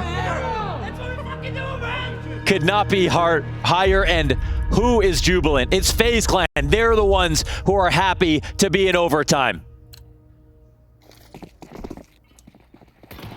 It was all in the double birds from Brokey. Liquid went from solid to frozen. Who knew what was to come? But don't celebrate too early. Kindar back towards middle, looking for something in window. An 11-1 comeback. You want to know if Liquid were nervous? They'll win this round. Kindar's looking for the cat kill. Oh man. It wasn't instantaneous, but it's a 5v4 nonetheless. We've seen Rain give critical support to the cat hold, but the molly doesn't go in the door, so he's able to peek behind it. And Ultimate's trying to get that op into a position. Rops has been a king inside connector. Oh, Rain burned out. Here we go. Yeah, there's the round. That is not a coincidence. Oh my God. This is the round where the aim comes up when it can't win you the game anymore. That is not a coincidence. Where was this all half long? Team Liquid were feeling the pressure. And now with that, the first in OT, which means every round here worth its weight in gold. My God. But can you regain confidence after one round in overtime? After that streak of not even bomb plants comes out from Team Liquid? Yeah, you know they can because you just witnessed Nuke. They made that comeback to get to overtime and completely schooled FaZe in map 2 to grant them this opportunity. And it's obviously clear they needed every single round in the first half of regulation to set them up to even have a chance in overtime. But now that they're here, there's no telling. They've shown some clutch too. Imagine the size of that sigh of relief as they put 13 to the scoreboard. A quick, albeit short reminder, they can still indeed do this, but Brokey is going to lock in the 5v4. It's a deep Palace peak. And is it going to be Liquid with a little more pep in their step? Naf given a chance towards B. The nade is negligible, and Naf walks away from this. Bomb still over towards T-spawn, so there is no ability here for Liquid to pounce. It's just separate engagements and duels, and one that Frozen is happy to take. He's got support on Catwalk too. Kerrigan coming out of the bomb site as he's left that as the responsibility of Rops, and we're going to see backs turn to him. They don't anticipate Kerrigan. You can't be ready for him. Naf taken down low from a winning round to a total shutout back to reality. Oh my God. 1-1 in overtime. Frozen back to being clean. He was until they lost the most important player over on Nuke. The amount of rounds that he granted FaZe, you'd have to take off your shoes to count. And this one just looks so calm. Rob's freeing up Kerrigan, who I've got to say stood the test inside that B site within regulation. That's true. Absolutely. Calling from this comeback, but also delivering in the kill count. Yakindar, it's a clean trade through smoke. Bomb gets dropped back. They fast crawl through the underpass. Some would call that one lucky, but we just call him Yeki. Twist down an underpass, looking to join up with, and we get the smoke towards top connector, but yet again, bomb left towards spawn. So what is Twist's cooking? Brokey's here in a position perfect to defend against a connector split while they hold on to Palace. But in this spot, Liquid, I mean, they have dominated mid, and now they've left it. There will be no lurks in place. They're just going to reinforce the attack towards A, and Rain goes a little bit deeper. JKS was already caught off by this last round with the off, but at a different timing, so you'd assume he'd be more cautious. And in an ideal world, Naf maybe would have stuck around, but JKS into the peak. Oh, Rain! A quick adjustment. Wait. In both crosshair and position, sliding down underneath. Yeah. Yakinder's going to try to chase in. Look, the op. Oh, it's showing. And he sees the shadow. Yeah, he's trying to bait this out, but Yakinder, oh my god. Takes the nade out. Rain position still well known. He goes back to the top of it. Twist tries to hone in, and Brokey's dead, but Rain still stands. They can't find him. And off of the top of the ladder, finally he falls. We go 2v2. Yakinder dives in, hunting for the ace. Yakinder back to the bomb site, 15 to the clock. It's a ticket peak that punishes. Frozen, back out, only 13 kills, but it's quality, not quantity. Look at Neo, he's got his head in hands. He cannot stand this. No control over the outcome of rounds. Just has to be amused. FaZe Clan are in the lead. Sometimes truth is stranger than fiction. Wonders, say that one more time. FaZe Clan are in the lead. I can't actually believe that. Oh, what? Oh. Sometimes it's better to just catch the guillotine and not have to go through the agonizing, painful run back into overtime. Just to think that you are about to win the entire map. My God, you want to be an IGL Twist? Well, this is what is called of you. Somehow, some way. I mean, the thing is, we watched that incredible comeback. We forgot about how incredibly lopsided Liquid CT half was. Yeah. I mean, they were unleashed. They were unstoppable. But can they tap back into what was a CT side driven by confidence? Yes. How do you quantify the energy that we had in the server? And can it be reproduced here for Team Liquid? There's a difference from Twist running top mid at 10-1, 5 rounds into this game, and Twist still trying to call while keeping Liquid's vanishing hopes alive. That is a whole other beast. And never underestimate the ability for Kerrigan to add up what he was missing in that first half and use it against you in overtime.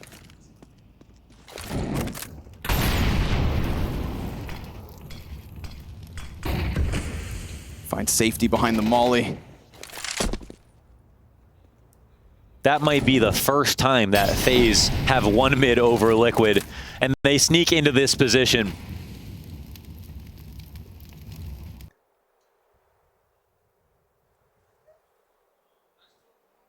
They double back from the ramp control. This is freed up Twist.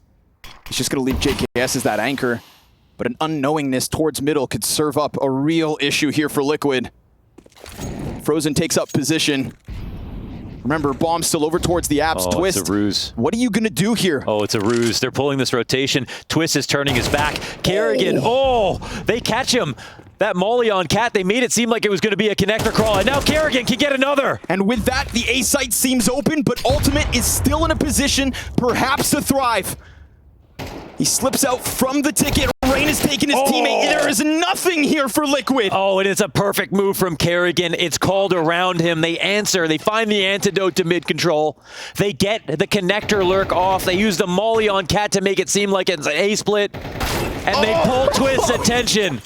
It is a stark and total contrast to the CT side that we had back in regulation. Team Liquid get not one kill. That's the masterful moment from Kerrigan. That's the one that shows you that aim isn't even relevant. They're holding Twist from both angles here. They catch JKS off in the side. And now FaZe only need one round. I free kill. Nice team, if you can. Second, I'll make it second. Nice! Ultimate looking for the top mid play. He did not see that. Rain, He did not see that. Oh, he gets him now. An ultimate scoped in. He They had go no 5v4. idea. Finally, the brash plays from Ultimate. He disrespects the flash, doesn't think he's going to die. Someone has swung beyond his scope. And they still get active. And now he's on the sidelines. Yakindar to the forefront. Kerrigan already postured.